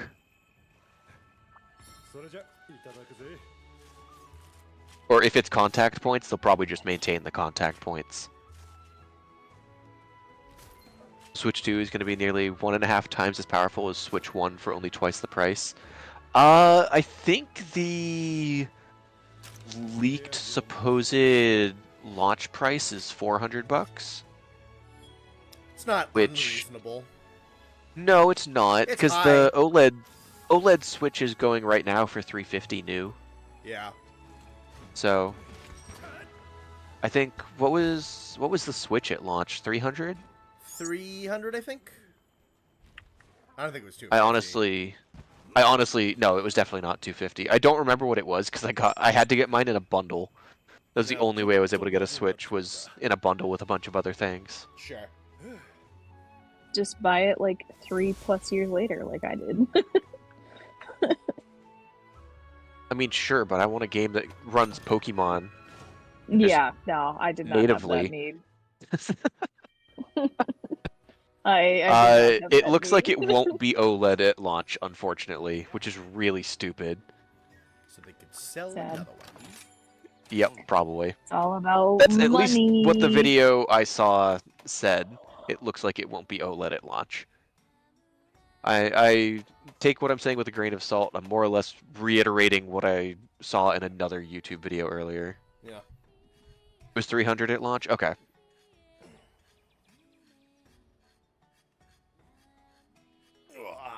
I'm gonna pee. I'll be right back. Alright, chat, you know what that means. It is, in fact, question time. Any question you want until Connor gets back. The stupider the question, the stupider the answer. It is rapid fire session. Oh, I'm here, so it won't be as rapid fire. My brain is slow.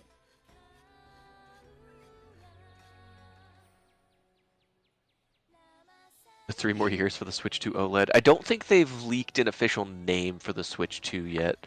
That's still up in the air of what they're gonna call it. I just meant that the magnets would let go. It's a good question, but I doubt it. Nate, how many times have you seen Connor oil up? Enough. How many questions have you answered so far? Many. Pizza shop tier list. We're not going to dox ourselves. I have to ask though, if it's an old NDA, isn't it possible that this is really old Switch 2 info? That is also true. Yes. Favorite Percy Jackson character? I don't know. Fight me! I'm a basic bitch. It's Annabeth Chase. Yes. Opinions on Yandere's? They're all right. Can you beat my dad's garage in a fight with enough prep time? Yes. What would Congalala have to eat to shit rainbows? Lucky Charms. Have you seen Sonic 3, or if you are a Godzilla fan, the fan film Shelter 54? I am a Godzilla fan. I have seen neither of those, though. I do want to see the new Sonic one at some point. Murdoch, you're missing question time. It's rapid fire. Go. Least favorite monster? Gypsaros. How would you adapt a famous mythological creature into the world of Monster Hunter? I don't have a good answer to that question. That is like 90% of the game is mythological creatures adapted into Monster Hunter. Best pizza topping? I like meatball. That's probably my go-to. Cheese, because again, I'm a basic bitch. Delta 54 is good. I'm sure it is. I just have never heard of that. Which would you prefer, crime or punishment? Crime. Is this some reference I don't understand? Crime. Crime. Which monster is the zestiest? Congalala. What would Congalala have to eat to shit bad movies? Hoodwinked. Oh, that's Pineapple on pizza. Throwback. I'm indifferent. Least favorite monster, but the best monster to eat? I don't know, man. Favorite mythological creature? Dragon. If we're speaking generically. If you want a specific... I'd have to think about that one. I'd need to pull up a list. If you want to narrow it to a pantheon, that would help. Did you? Why are you Did evil, your Nate? question make me uncomfortable? I didn't see a question from Kaiser. Kaiser, your first question, if you posted one, did not come through. Nate, why are you evil?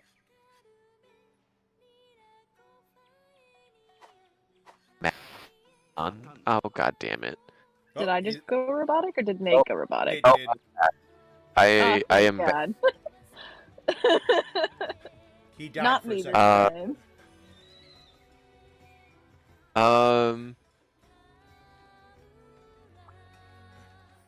I lost my place. Which one was I answering? Oh, the apples. Why are you evil? So that would be 31 apples, 28 apples. It would be about 1.99 times 10 to the 30th kilograms. Hey, Nate. What's up? Do you see what Alisan just said? No, I'm getting caught up. Okay. It's very funny considering the conversation we had the other day. Alright, hold on. Bro, My that thing movie's a lagged out and I throwback need a on second. fans. Live action Bone Boys remake coming out. We've talked about how funny that would be. Opinions on G-Force? Hell yeah! Oh, we were talking about this movie the other day. I cursed Connor with the thought that was in my brain. That is a common thing you do. And it's not just Connor that gets bombarded. That question was a reference to the Sonic fan dub, Uncultured. Homie, I watched that once. You think I remember every line from it? Live action Scooby-Doo movies based. Fucking facts. So, Connor and I were driving to our friend's house the other day for a New Year's Eve party, and we were making jokes about police bees. As all of you well know and remember the police bees. And we're just throwing out these really stupid ideas for police bees. And I stopped and I just looked at him and I went, Connor, we just recreated G-Force but with bees. And then I stopped for a second. I think I made just a sound of distress. And I you got mad at me. I did. I told him that I wish he kept that to himself. That's most of Nate's thoughts, and you know that's not something we'll ever get, Connor. My brain is not a fun place to be. Your brain is definitely something interesting, though. Yes, B-Force. That is exactly what we said. Pretty much, yeah. We had one friend once tell me he'd love to spend a day in my head, and I told him he would die. You did not want to do that. It would just be like the entire day. Imagine having every song you've ever heard in your entire life stuck in your head at the same time.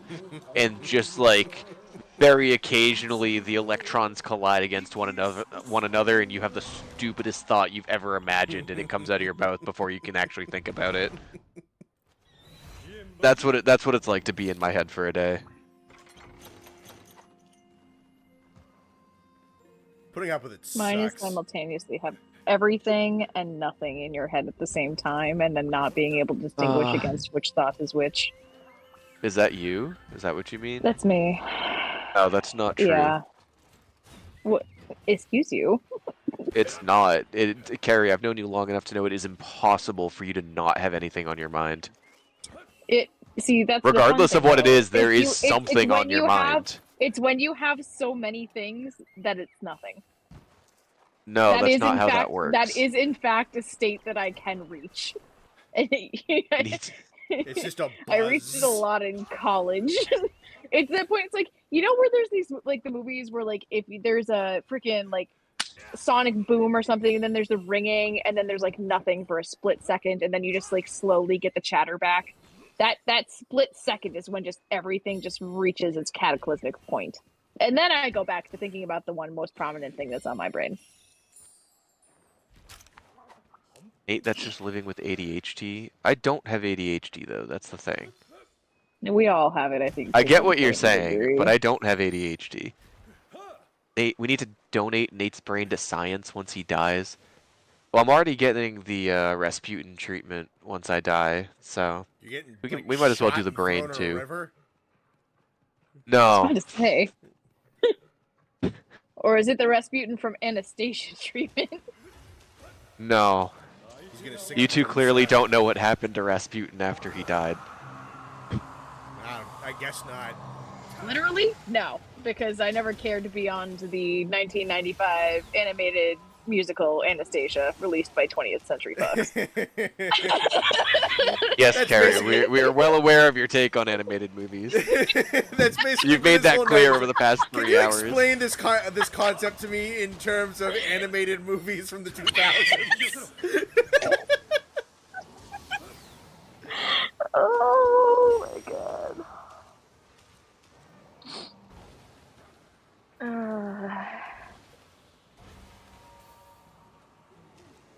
What I is think the she's prominent... gaslighting herself. No, she is 100% gaslighting herself. I gaslight everybody, including myself. It's fine. Everything's fine. We're all fine. What is the prominent brain thing? Is it Snow Kirby? Yeah, it's the Super Snow Kirby where he waves his little arms when he gets the power up.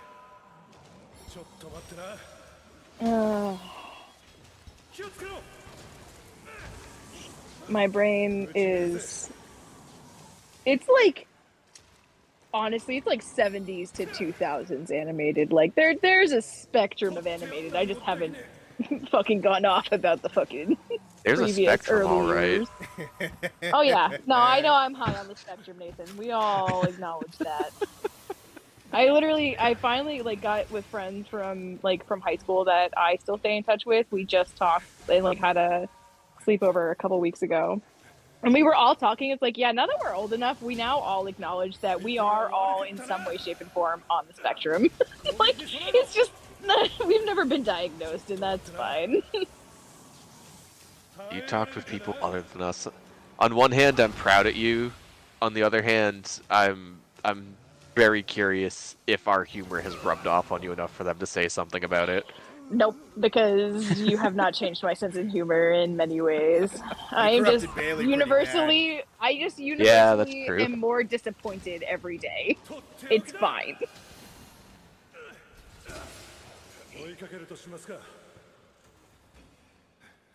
We got As its animation brain is when it sees a bear and says, "This is kind of like that guy from Open Season."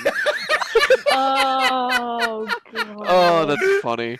No. The two animated bears that I will always think of is Coda and fuck, now I can't remember the main character's name. Keenan? Something like that, from Brother Bear. Or the bear from Over the Hedge, whose name I know starts with an R, but I can't remember it right now. Those are the two bears. 3 bears, technically. Think about both of them. Ed, get Is the it gun. Ricky? There's an over the hedge outside in the backyard.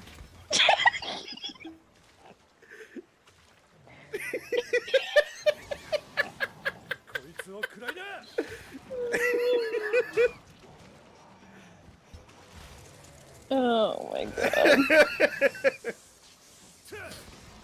Is this Brother Bear? Vincent. Yes, his name is Vincent. Was it the raccoon whose name started with an R? Somebody, I don't know why Rodney's stuck in my brain, but I know that's wrong. Murdoch just said, "I can't look at water heaters without laughing." Y'all have hypnosis powers.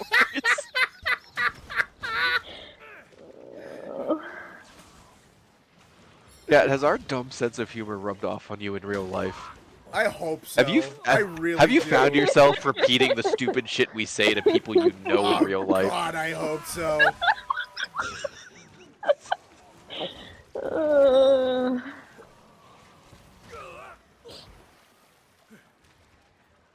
Oh yeah, Kenai is the other bear and Brother Bear. Thank you, Lasso. I can definitely see the water heater bit rubbing off on people. We say that Yeah. so much. We say it in D&D like all the fucking time.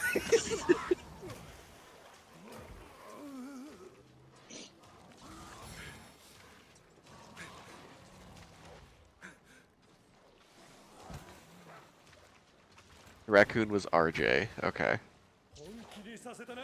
Hammy was a squirrel. Jackie Grizzly just sent a message that just said "me when." That, oh god, yeah. Those are some of my favorites now. You guys have a lot of they're those. so funny. We're quick. Power word heater. Nate and I are getting quick with it too, is the bad part. You two can play off of each other fucking like. We've been friends way too fucking long. I know. You two remind me, my boss and my VP. The two of them have known each other for a very long time, and I was sitting there listening to the two of them one day, and I'm like, who the fuck does this remind me of, and why am I getting like a familiar tingle from it? It's the fucking two of you. Oh Am I getting this vibe in a professional setting with a vice president and my boss? We have some banger messages here. You gave me like 5 new vocal stems. I've had me when bits in my head a couple times now because of you. And my coworkers look at me like I'm on drugs when I offhandedly mention that Italy is a CIA psyop. Wait, Quack, I need to know what the new vocal stems are, first of all.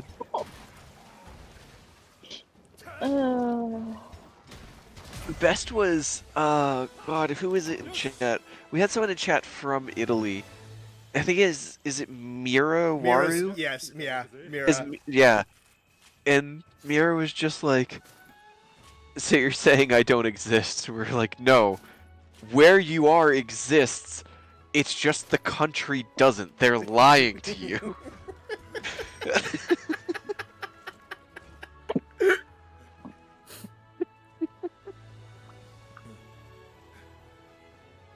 I heard someone say a while ago that they use the term stupid ass a lot more because I say it pretty often. Oh, that's always a bit. No, that is that's one of my favorite things I've heard in a long time. You fucking talk like us. Oh, it's awesome. You poor souls, chat.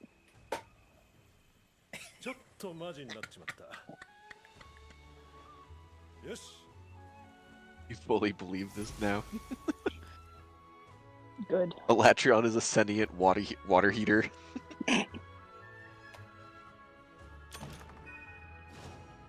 Yeah, the water heater bit's all Austin. That's one of the best things he's ever said. People love the water heater jokes.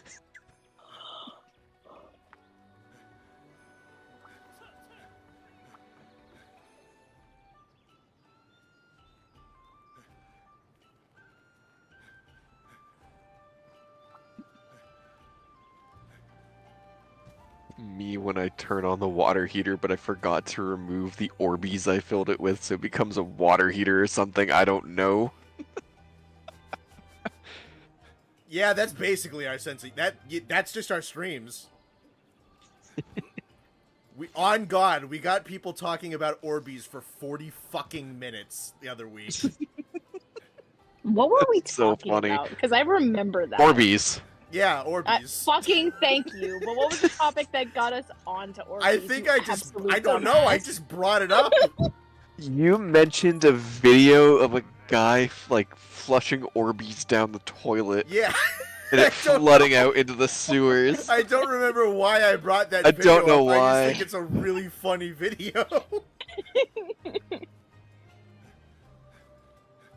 The best part was that he was French and he was just crying in French the entire time. Oh God, he tried to suck him up with a vacuum cleaner and the vacuum cleaner started smoking. I don't give a fuck if those videos are real. They're awesome. God. Oh shit. I just killed myself. That sucks. Don't do that. I was running and I didn't realize there was an elevator shaft ahead of me. Alright, take 2. Stop. Then approach.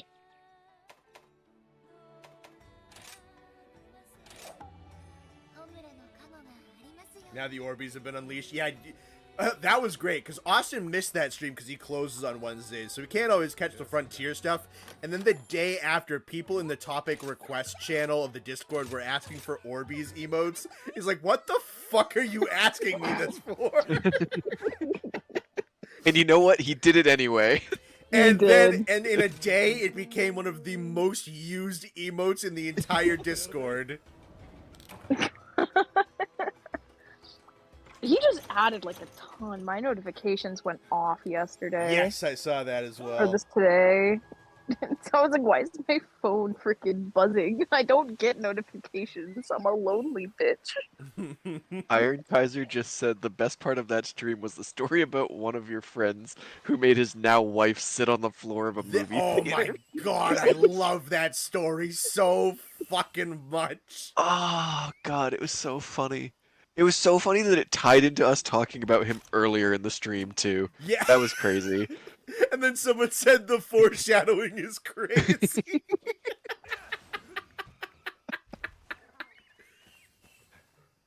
That's the Dure Madeira stream if anybody wants to watch that back. Is that the last Frontier stream? Second to last, I think. The second to most recent, at least.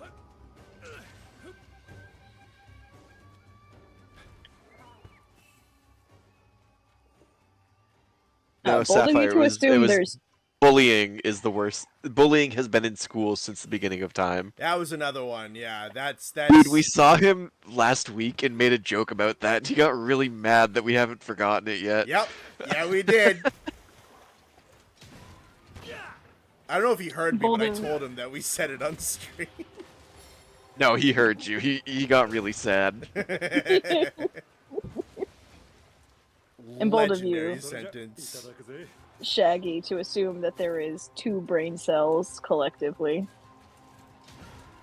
The answer is there are 2 brain cells. Nate usually hogs them to think of literally anything and everything under the sun, and the rest of us just kind of bebop around it.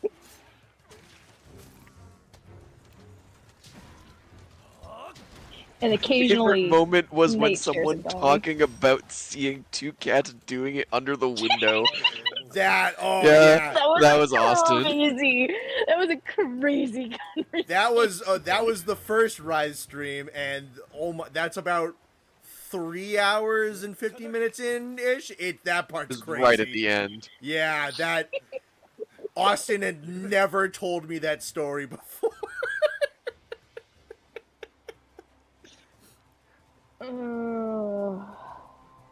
Iron Kaiser said we need to make a fan poll for their favorite streams. That's a lot, man. That's a lot. There's a lot of streams. There's a lot of you. We do this How about twice you a week. Yeah, I've been doing this twice a week since I think February. We were once a week until you got Frontier figured out. Yeah. I don't know when you started doing Frontier. Not that much long after. March or May, I think. Definitely that spring.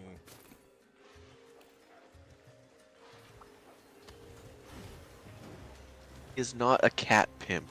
Guys.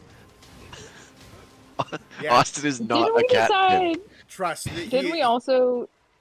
His yard is just a Right. cat love hotel. Facts. Didn't he also decide like it wasn't actually cats or something? It was foxes. No, that was something No, different. that was different. Yeah. Was that the screaming? Yeah, the screaming out in the woods he thinks was probably a fox. The cats fornicating under his window he was eyewitness to. A lot of wild stuff happens during the streams. This aren't Monster Hunter. Yeah, but that's why you guys come here. Yeah. That's why all 56 of you appreciate the best humor on the internet. Oh god. Austin's yard is a red light district. Eventually I'll pay Matt to clip these streams down and then more people can fucking watch this fucking garbage.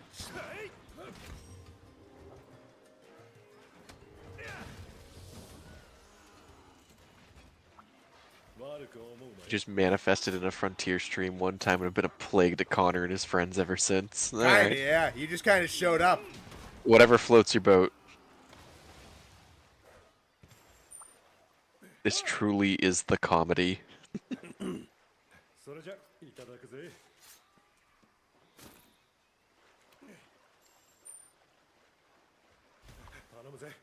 Frontier streams would be its own fan poll. Bone Boys streams would be its own fan poll. Maybe. If you guys It's want, still a lot. If you guys want to do it, I've done enough fucking fan poll stuff for a little while. You're welcome to man those projects yourselves. If this is garbage, then we're all raccoons for real, for real. What a quote. There's a shirt. There's a shirt right there. I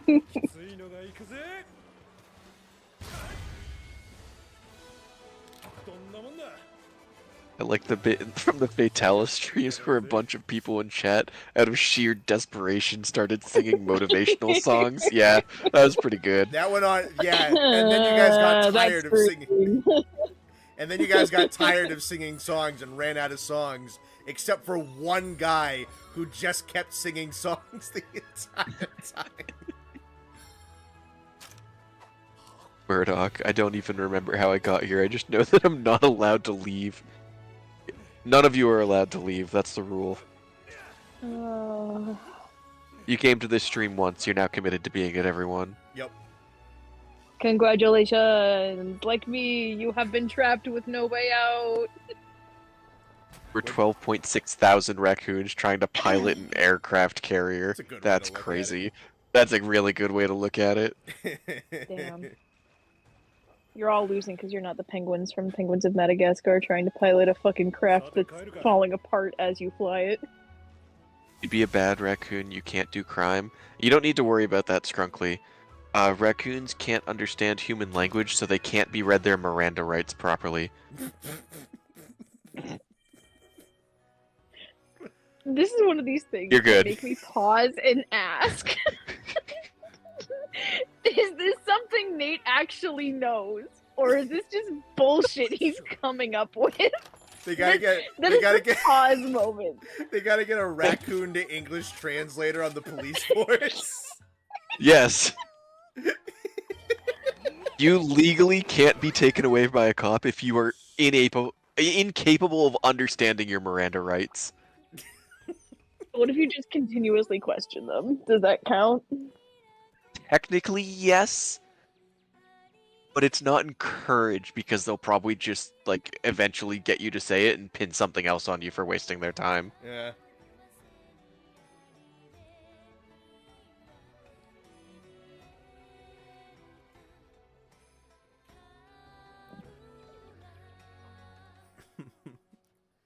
One of the most real things I've ever heard Connor say was, how could you put two professional comedians together and they would be funny, but they would be nothing compared to two guys who have, I'm assuming, always known each other. Oh, yeah. Known each other for years. Yeah. Yeah, that's something I've been saying for a while. I know we've talked about it on stream. The best content you can find on the internet is just people being best friends. Yep. It's people who have clearly known each other for a really long time and are best friends. Oh, Like, it is a noticeable distinct difference between a room full of writers who are trying to write something funny and a group of, like, dudes who have known each other since first grade trying to come up with something that will make people laugh. Like, it's the best content. You remember that new great all-timer me when joke I hit you with when we were playing Yu-Gi-Oh over the weekend? No? Oh god, it was. I think I do, but I don't know if it was actually a me when joke. It kind of was. It's in the same genre. All right, now the truth comes out. It kind of was. You're talking about the penguins at the North Pole, right? Yeah, when Steven, okay. when Steven played the card called no penguin, like literally just no penguin, and I go, me at the North Pole, and then And then, like, no, you were in the middle of still talking, and then like 4 seconds later you stopped talking and like turned to confirm that I said what you thought I said.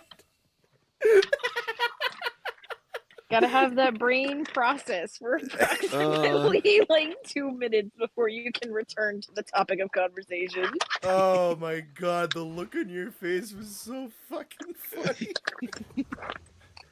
Called obstruction. Thank you, Gail. You're happy you get to insult the streamer and his cringe-ass friends without repercussions here? Fair enough. We deserve it. Yeah. Again, Quack, it's because you can never insult them as much as they insult each other. Pretty I have much, learned. yeah. Exactly. I have learned. Really.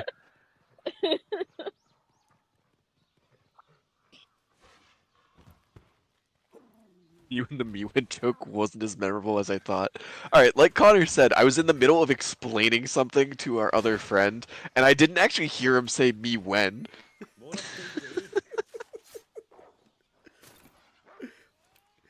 I don't even know if the joke, it was just fucking stupid. What sold it was you talking, and then I thought nobody heard me, and then you stopped in the middle of a card explanation, and then just gave me the fucking funniest look. It was more the comedic timing than anything. $5 from Shaggy Grizzly. Still waiting for the Monster Hunter D&D stream with chat as the character with schizophrenia. That's a long reference. That was back when I first started streaming, like coming on stream. What, Monster Hunter D&D? The chat as the character with schizophrenia. No, that's been I was one around of the longer first- than you. Well, that was the reference. I was when I first started fucking playing. Oh, I just killed myself again. Son of a bitch. Penguins did not survive. No, I won that duel against the Penguins. YouTube chat plays D&D in the style of Twitch plays Pokemon. I don't know how well that would work. I haven't seen enough of that to know. It's just the game inputs are read as text inputs into the chat, Yeah. and they play through Pokemon. I admittedly just don't watch a lot of live content. That's fair. It was a really big thing when it was first done. I think they still do it, but when it was like originally the first run of it, like it was so many people working on it to beat the game.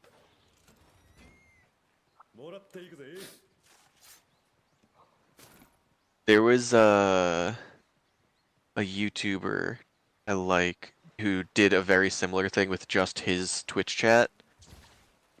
Except they caught a Hoppip, and he was like, "Guys, this doesn't know any attacking moves and won't for another 10 levels."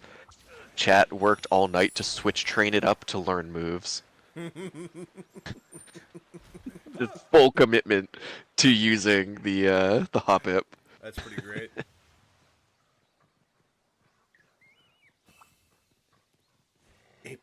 How the fuck you can play D&D with 50 people? Not well. That's what I was gonna say. Not well, but it It's gonna would be take funny. a really long time to go once around the table in combat.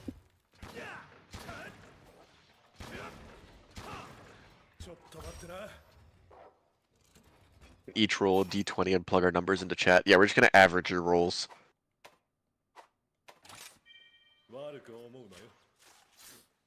You can get quotes from chat to be dialogue for the character. The idea we had was to have the Palico be quotes from chat. Yeah, we did have that idea. I liked that idea. That was the original idea. Did you ever finish it? I mean, it's needed to be play tested for like 3 months now. I haven't worked on it since that point, Yeah. but It needs a play test. Yeah, I get asked about it every once in a while, and I basically said, we're all, like, fucking, we're just busy. We're busy. And we already stream twice a week, which I don't I might eventually do a third time a week for some other stuff. It's just a lot of shit to take on. So random thoughts of Connor time. 30 minutes of just spewing into the void and then letting chat digest it. Honestly, I think if we did that, I wouldn't want to do it every week. That's perfectly fine. I wouldn't want to prep for it for once a week. But say It at it's least D and evolved D, to which jump means buff. you I wouldn't be believe able to it get did. once a week. Yeah.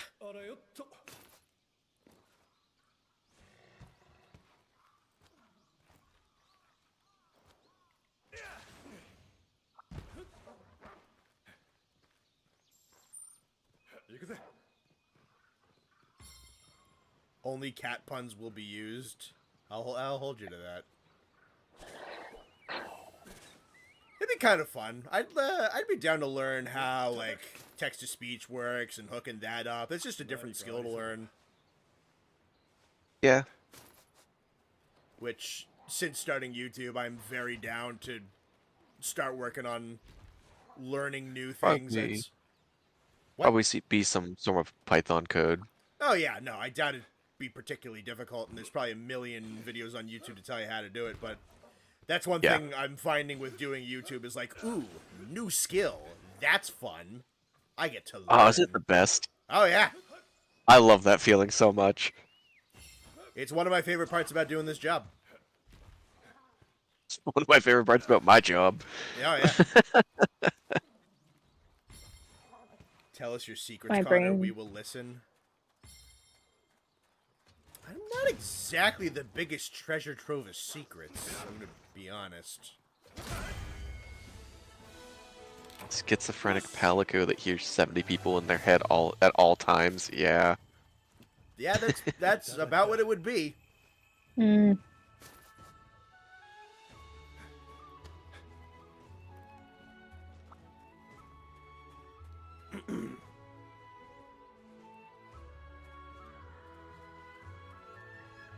So glad this game marks on the map where the targets are for these. It is very convenient, yes.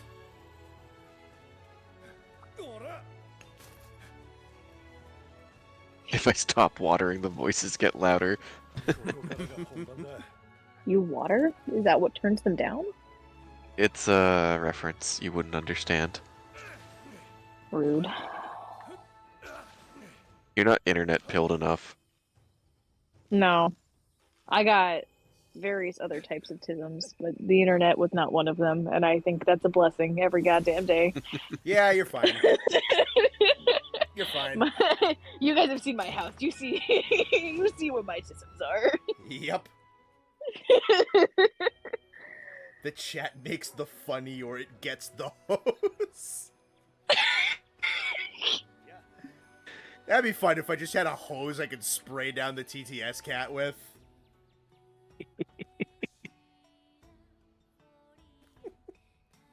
Are we confessing our sins now? I don't think so, but if you want to.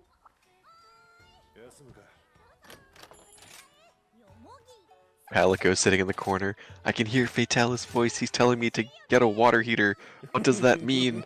Why does he want me to heat water?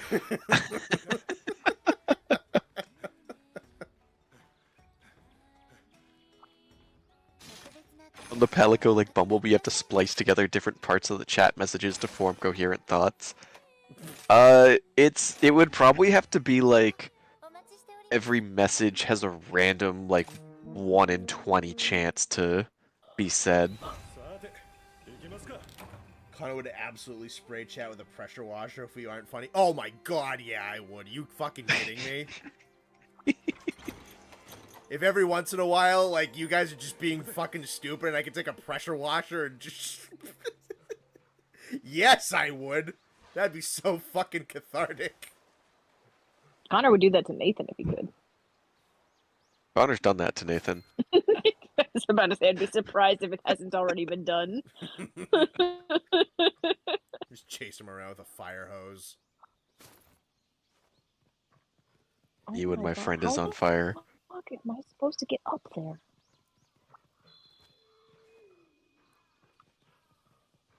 Connor sitting on a lawn So chair with funny. one of those hoses with a nozzle where the neighborhood kids are trying to get close to his yard. Yep. Pat, gotcha. Quick chat, be unfunny and see how Connor reacts.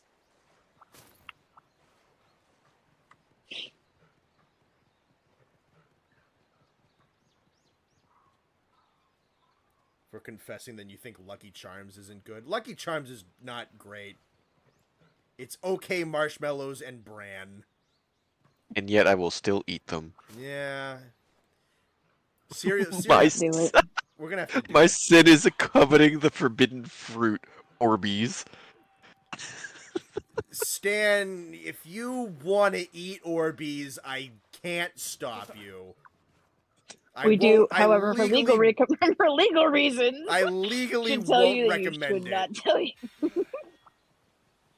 We advise you consult your nutritionist before you try any food not marketed as food. Yeah, Follow-up message. But I did also eat that apple in that garden that one time. consult your doctor before eating Orbeez. You should not eat Orbeez if you have had Side fire effects may reactions. include a trip to the hospital.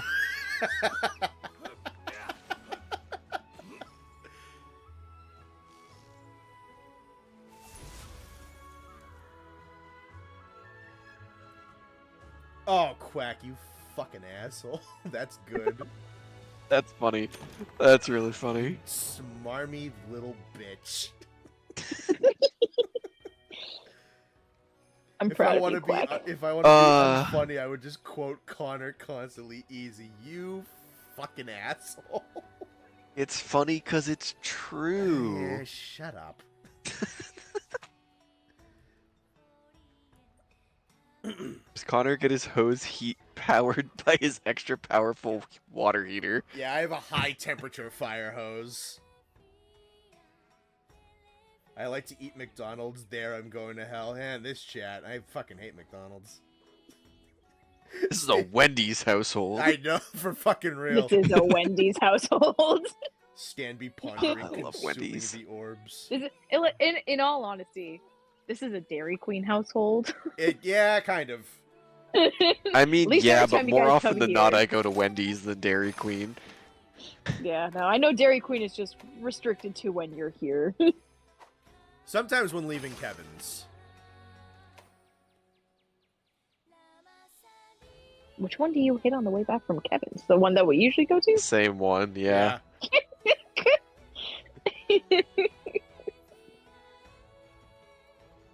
Based Wendy's Oh, boy. enjoyer. I hate Wendy's. Fight me. Well, then you just have that. That just means you have a bad Wendy's in your town. There is bad Wendy's. I've eaten dog treats as a small child. I think most people have. I have. Were they good? No, they're awful. Were they Scooby snacks? I was asking Stan, not you. Okay. We all know your opinion, Connor. On dog food? I'm not sure you did. Nate knew. Tried to eat a fuck, no, I don't battery? wanna fight you. What are you, an I- electric eel? One of the Orbeez packs says 3+ years, but I eat the whole pack in under 20 minutes.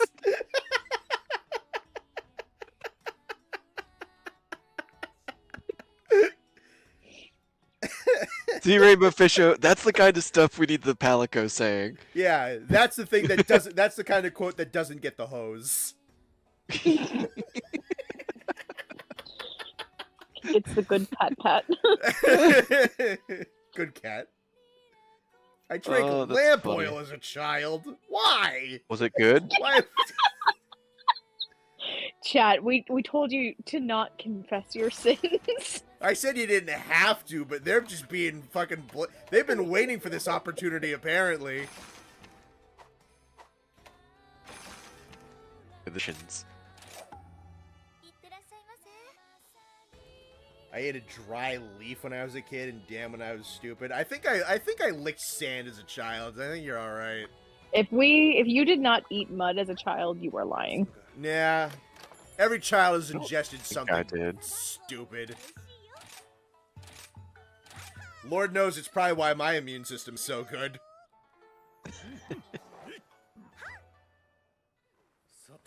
Oh dear Connor God! loves I eating chewed dog bubblegum from under the school table as a child. That's awful. That is pretty bad. That's really so bad. awful. Why? Oh Why my would God! you do that? Why would you do that? I did eat a dog treat once, and I don't regret it. It was actually delicious. All right. I don't believe you. Shaggy was onto something.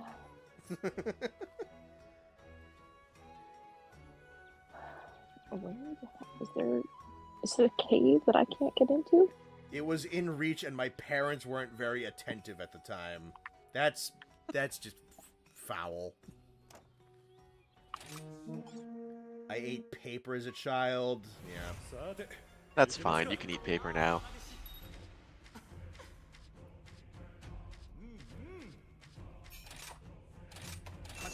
Yeah. Played this video game. You used You've chalk played as a video salt games lick? before? That's terrible.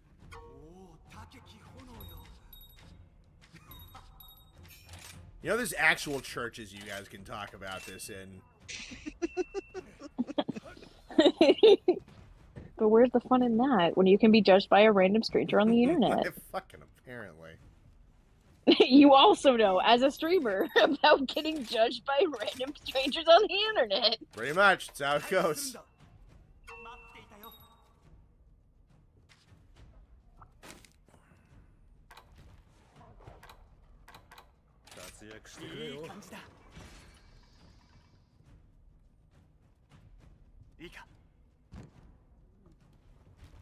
Now, just let me play the game.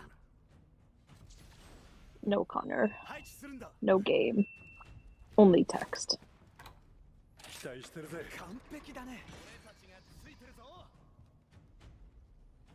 You're not allowed in churches anymore after the incident? Alright, man. Church doesn't have Monster Hunter gameplay in the background.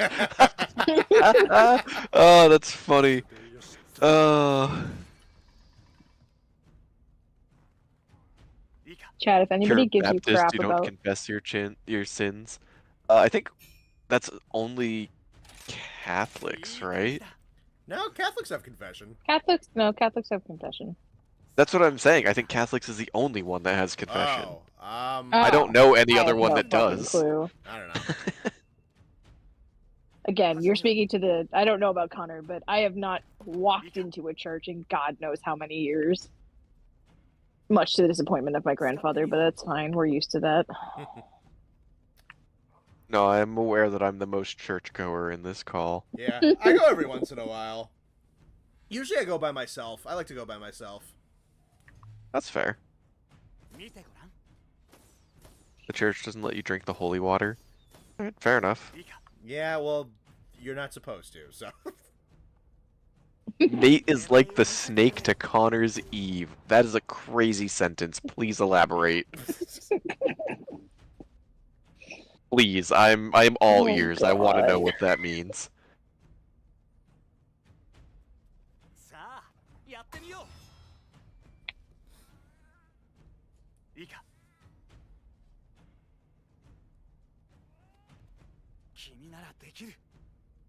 Well, the Sour Catholics. That was decades ago, yeah. I remember Jesus Christ playing Monster Hunter and talking about movies in church, so I'm not interested. I don't know. Maybe he would if he were alive today. I'd like to think Jesus had pretty good taste. You know, I always just think of that. What is it, like Skate 3 video? Where it's just even flow blasting as Jesus Christ is skateboarding? That's all I can think of right now. He goes off a massive jump and T-poses.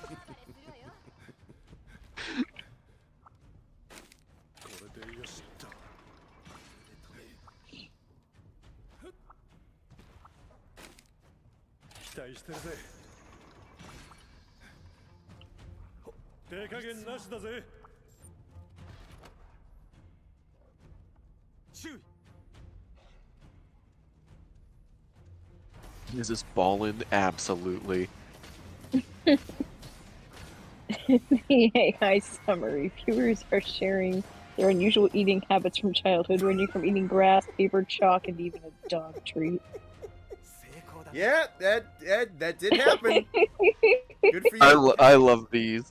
I think Jesus would be a hunting horn main or maybe a longsword. Nah, Jesus was a carpenter. He's obviously a hammer main. Hell yeah. Hell yeah. Me when I see Jesus walk on a pool of Orbeez. All right. Oh.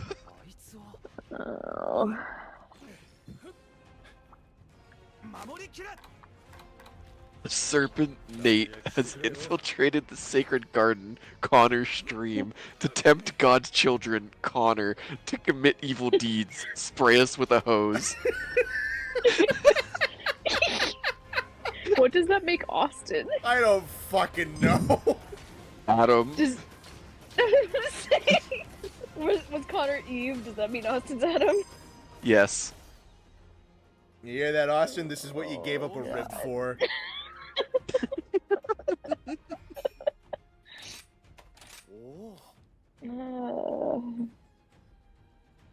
People will see Jesus break the devil's ankles on the court and still deny the existence of the Lord.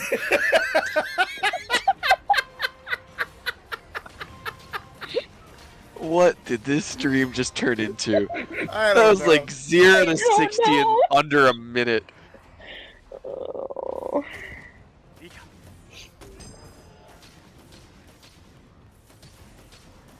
Oh my god.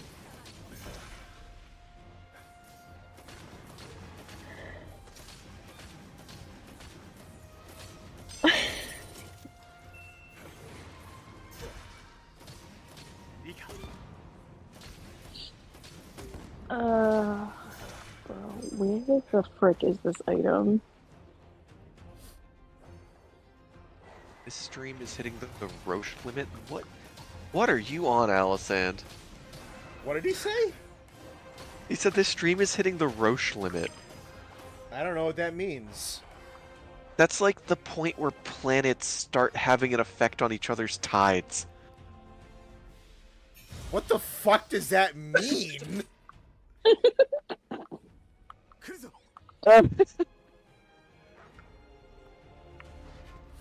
Alisand, I don't know what you're on today, but I want some. Do you think it'll calm the voices in your head, Nate? Nah, they're all still just singing make them Smash worse? Mouth. Which one? All-Star, but it's all somebody.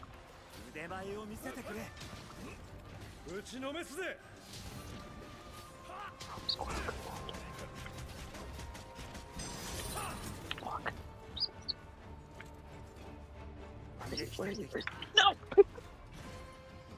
Quirked up savior with a little bit of forgiveness, busted down New Testament style. Is he goaded with our Lord? What the fuck did you just say to That's incredible, Quack. Thank you. I needed that in my life today. me? What the fuck? If Austin is Adam, Nate is the snake, and Connor is Eve, is Zoe God? Yes. Yeah, I'll say so. Does that make Ollie Satan? No, you're not in this story. Don't insert yourself. I'm not inserting myself, I am inserting my dog. There's a fucking difference. Yeah, we just have Ollie, no Carrie. There's no Kerry. Ed can be there. But definitely Ollie.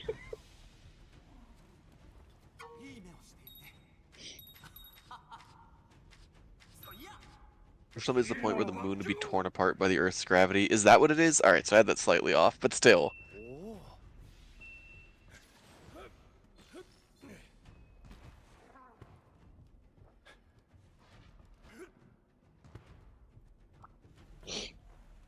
Roche limit being Nate's mental state and chat's random bullshit tearing each other apart.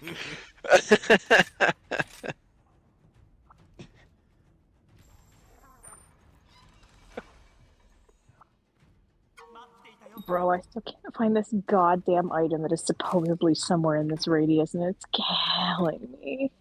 Carrie is able. Carrie couldn't be able if she tried.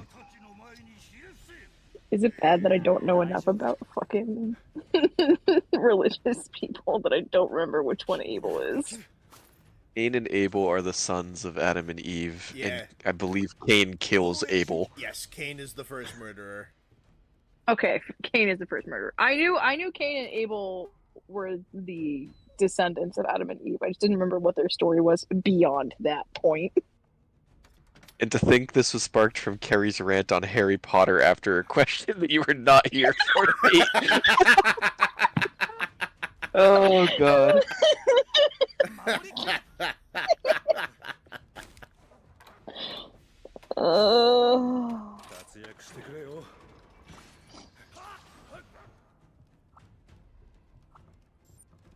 Yeah, it's the truth of it, ain't it? Who Cain and Abel is doesn't matter this time. Austin is getting hit with a rock no matter what.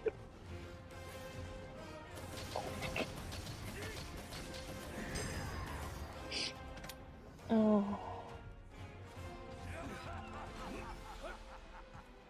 Oh, that's a bunch of machines. Austin is the sick dunk God did on the flat Earth that sent all the dinosaurs into space. Alright, man.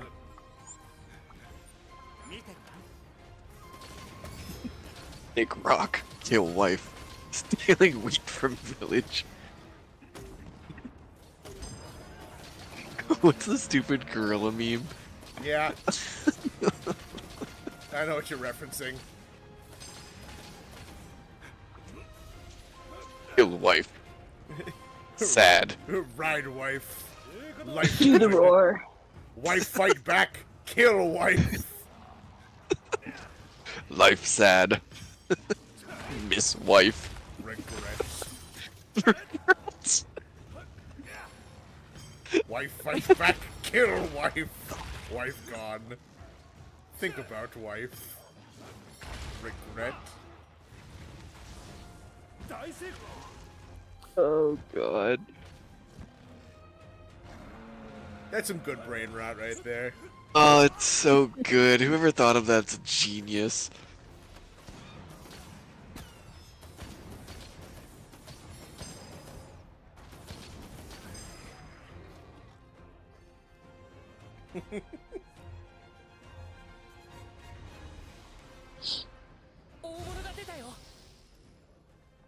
Hoopla, yeah. I'm glad to see some hooplas in chat. Thank you, Can we Scrunkly. get some hooplas in the chat?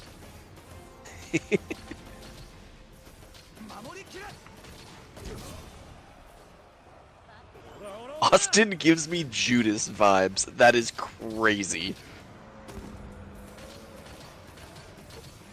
I don't know. I think if I got one ride or die, Austin is definitely one of them.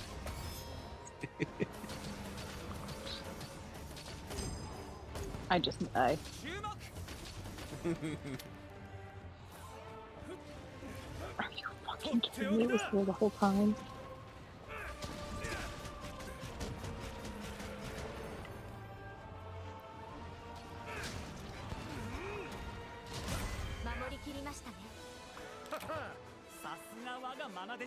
Anyone's Judas, it's Quack. Yeah, probably. Yeah, probably.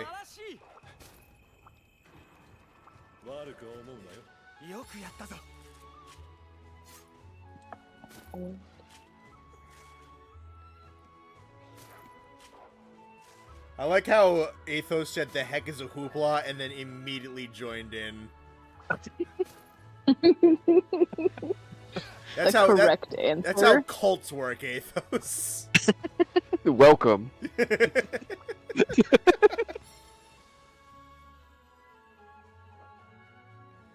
I think we need anime adaptations of the Odyssey and the Bible real quick. An anime adaptation of the Bible would probably go kind of sick.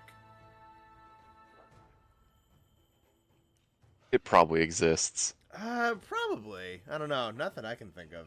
Nothing. I know there's comic book versions of the Bible. Is that close enough, or? I don't know.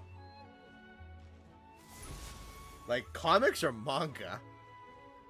Comic. Okay. I don't know, maybe there's a manga Bible. Who knows?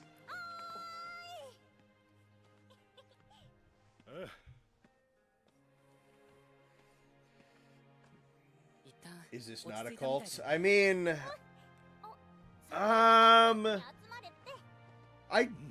Do you want the honest answer to that question? I don't get a full We- write-off on my taxes, so probably not.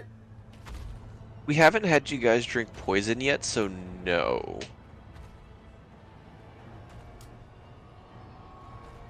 Wait till ConnorCon, then it'll be a cult.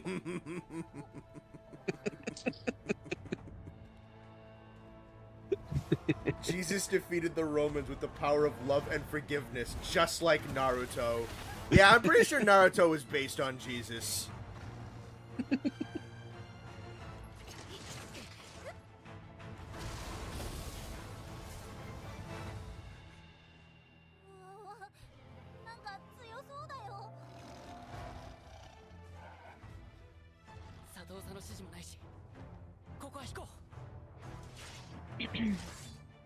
Read the AI summary? Oh, did it change again? Alright, hold on. Dude, I can only fucking imagine. Probably. Let's see, what do we... I don't need an ad. Viewers are joking about the concept of Judas betraying Austin. Some viewers think Judas is Quackle. Oh, I think his Wi-Fi went down. I'm gonna say I lost him again. Nathan. This stream might as well be poisoned with the bullshit y'all are saying. Alright.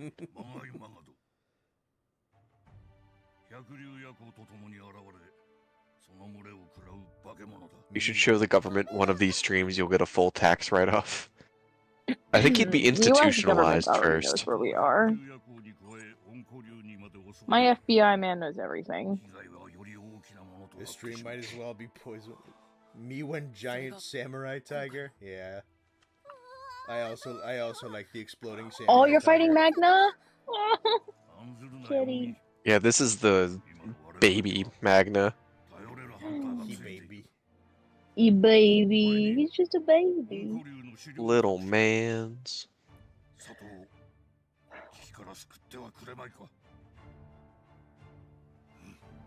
I like how just like how obviously he could fit through that if he tried.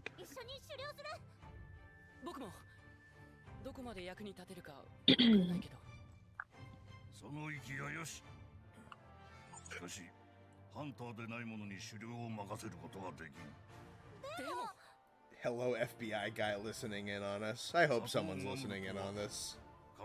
I bet they think we're funny. Oh. I hope I so. mean, you guys are a change up from the just people I talk to imaginarily, so that's a word. Wow, brain. Okay. That kind of night I see. Carrie tired. I don't want to go back to work on Monday. I wasn't supposed to work today, and I worked for 6 hours, so...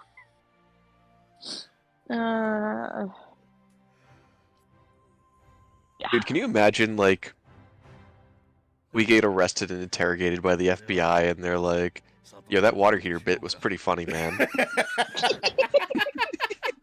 That's the good cop. Bad cop. You guys aren't funny. We know. We're aware. Bad cop kicks the door and that Jesus bit sucked!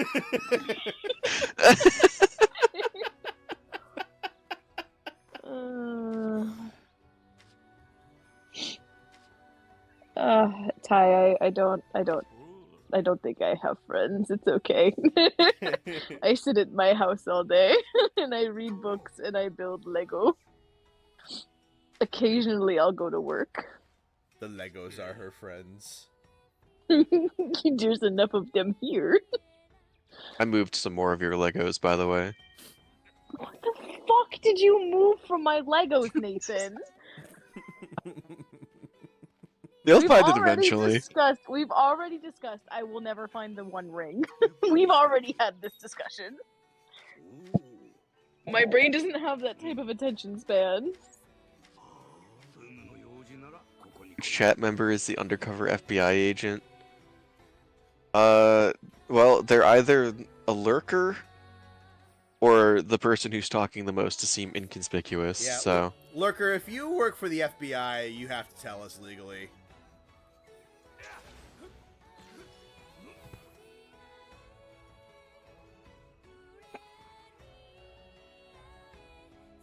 Alright, how long have we been going? Oh, we're like 4 hours on the dot. Perfect. I'm tired. As we can see, I am also tired. Ollie is passed out on the couch, so that means something is sleepy. Good boy. Alright, it's yeah. Lander. Alright. You heard it from Greg. Lander is the undercover FBI agent. I trust him. Alright. Greg or Lander? I trust Greg that it is Lander. Yeah, I agree. Alrighty. Yeah, no, we've been going for a good 4 hours, and I don't want to progress too much further, because I'd like to do Magnum Malo with Austin. So, I think this is gonna be a good time to wrap it up. This one was really, really fun. So it's good to be back. Was it? This one was fucking hilarious. This is probably one of the... This has been an equal parts, like, really insightful as well as really fucking funny stream. I think this was a good one. Also, I made like $20, so there we go. Cool, man. That's always a win. So, I think we're going to wrap it up here. We're going to see you Wednesday, and then probably again on Friday, because I got plans for Saturday. So yeah, Wednesday and then Friday next week. So we'll see ya. It's good to be back. It's good to be streaming again. Happy New Year. Praise Naruto, Jesus, all that good things. I want to go to bed. Goodbye. Bye! Good night, everyone.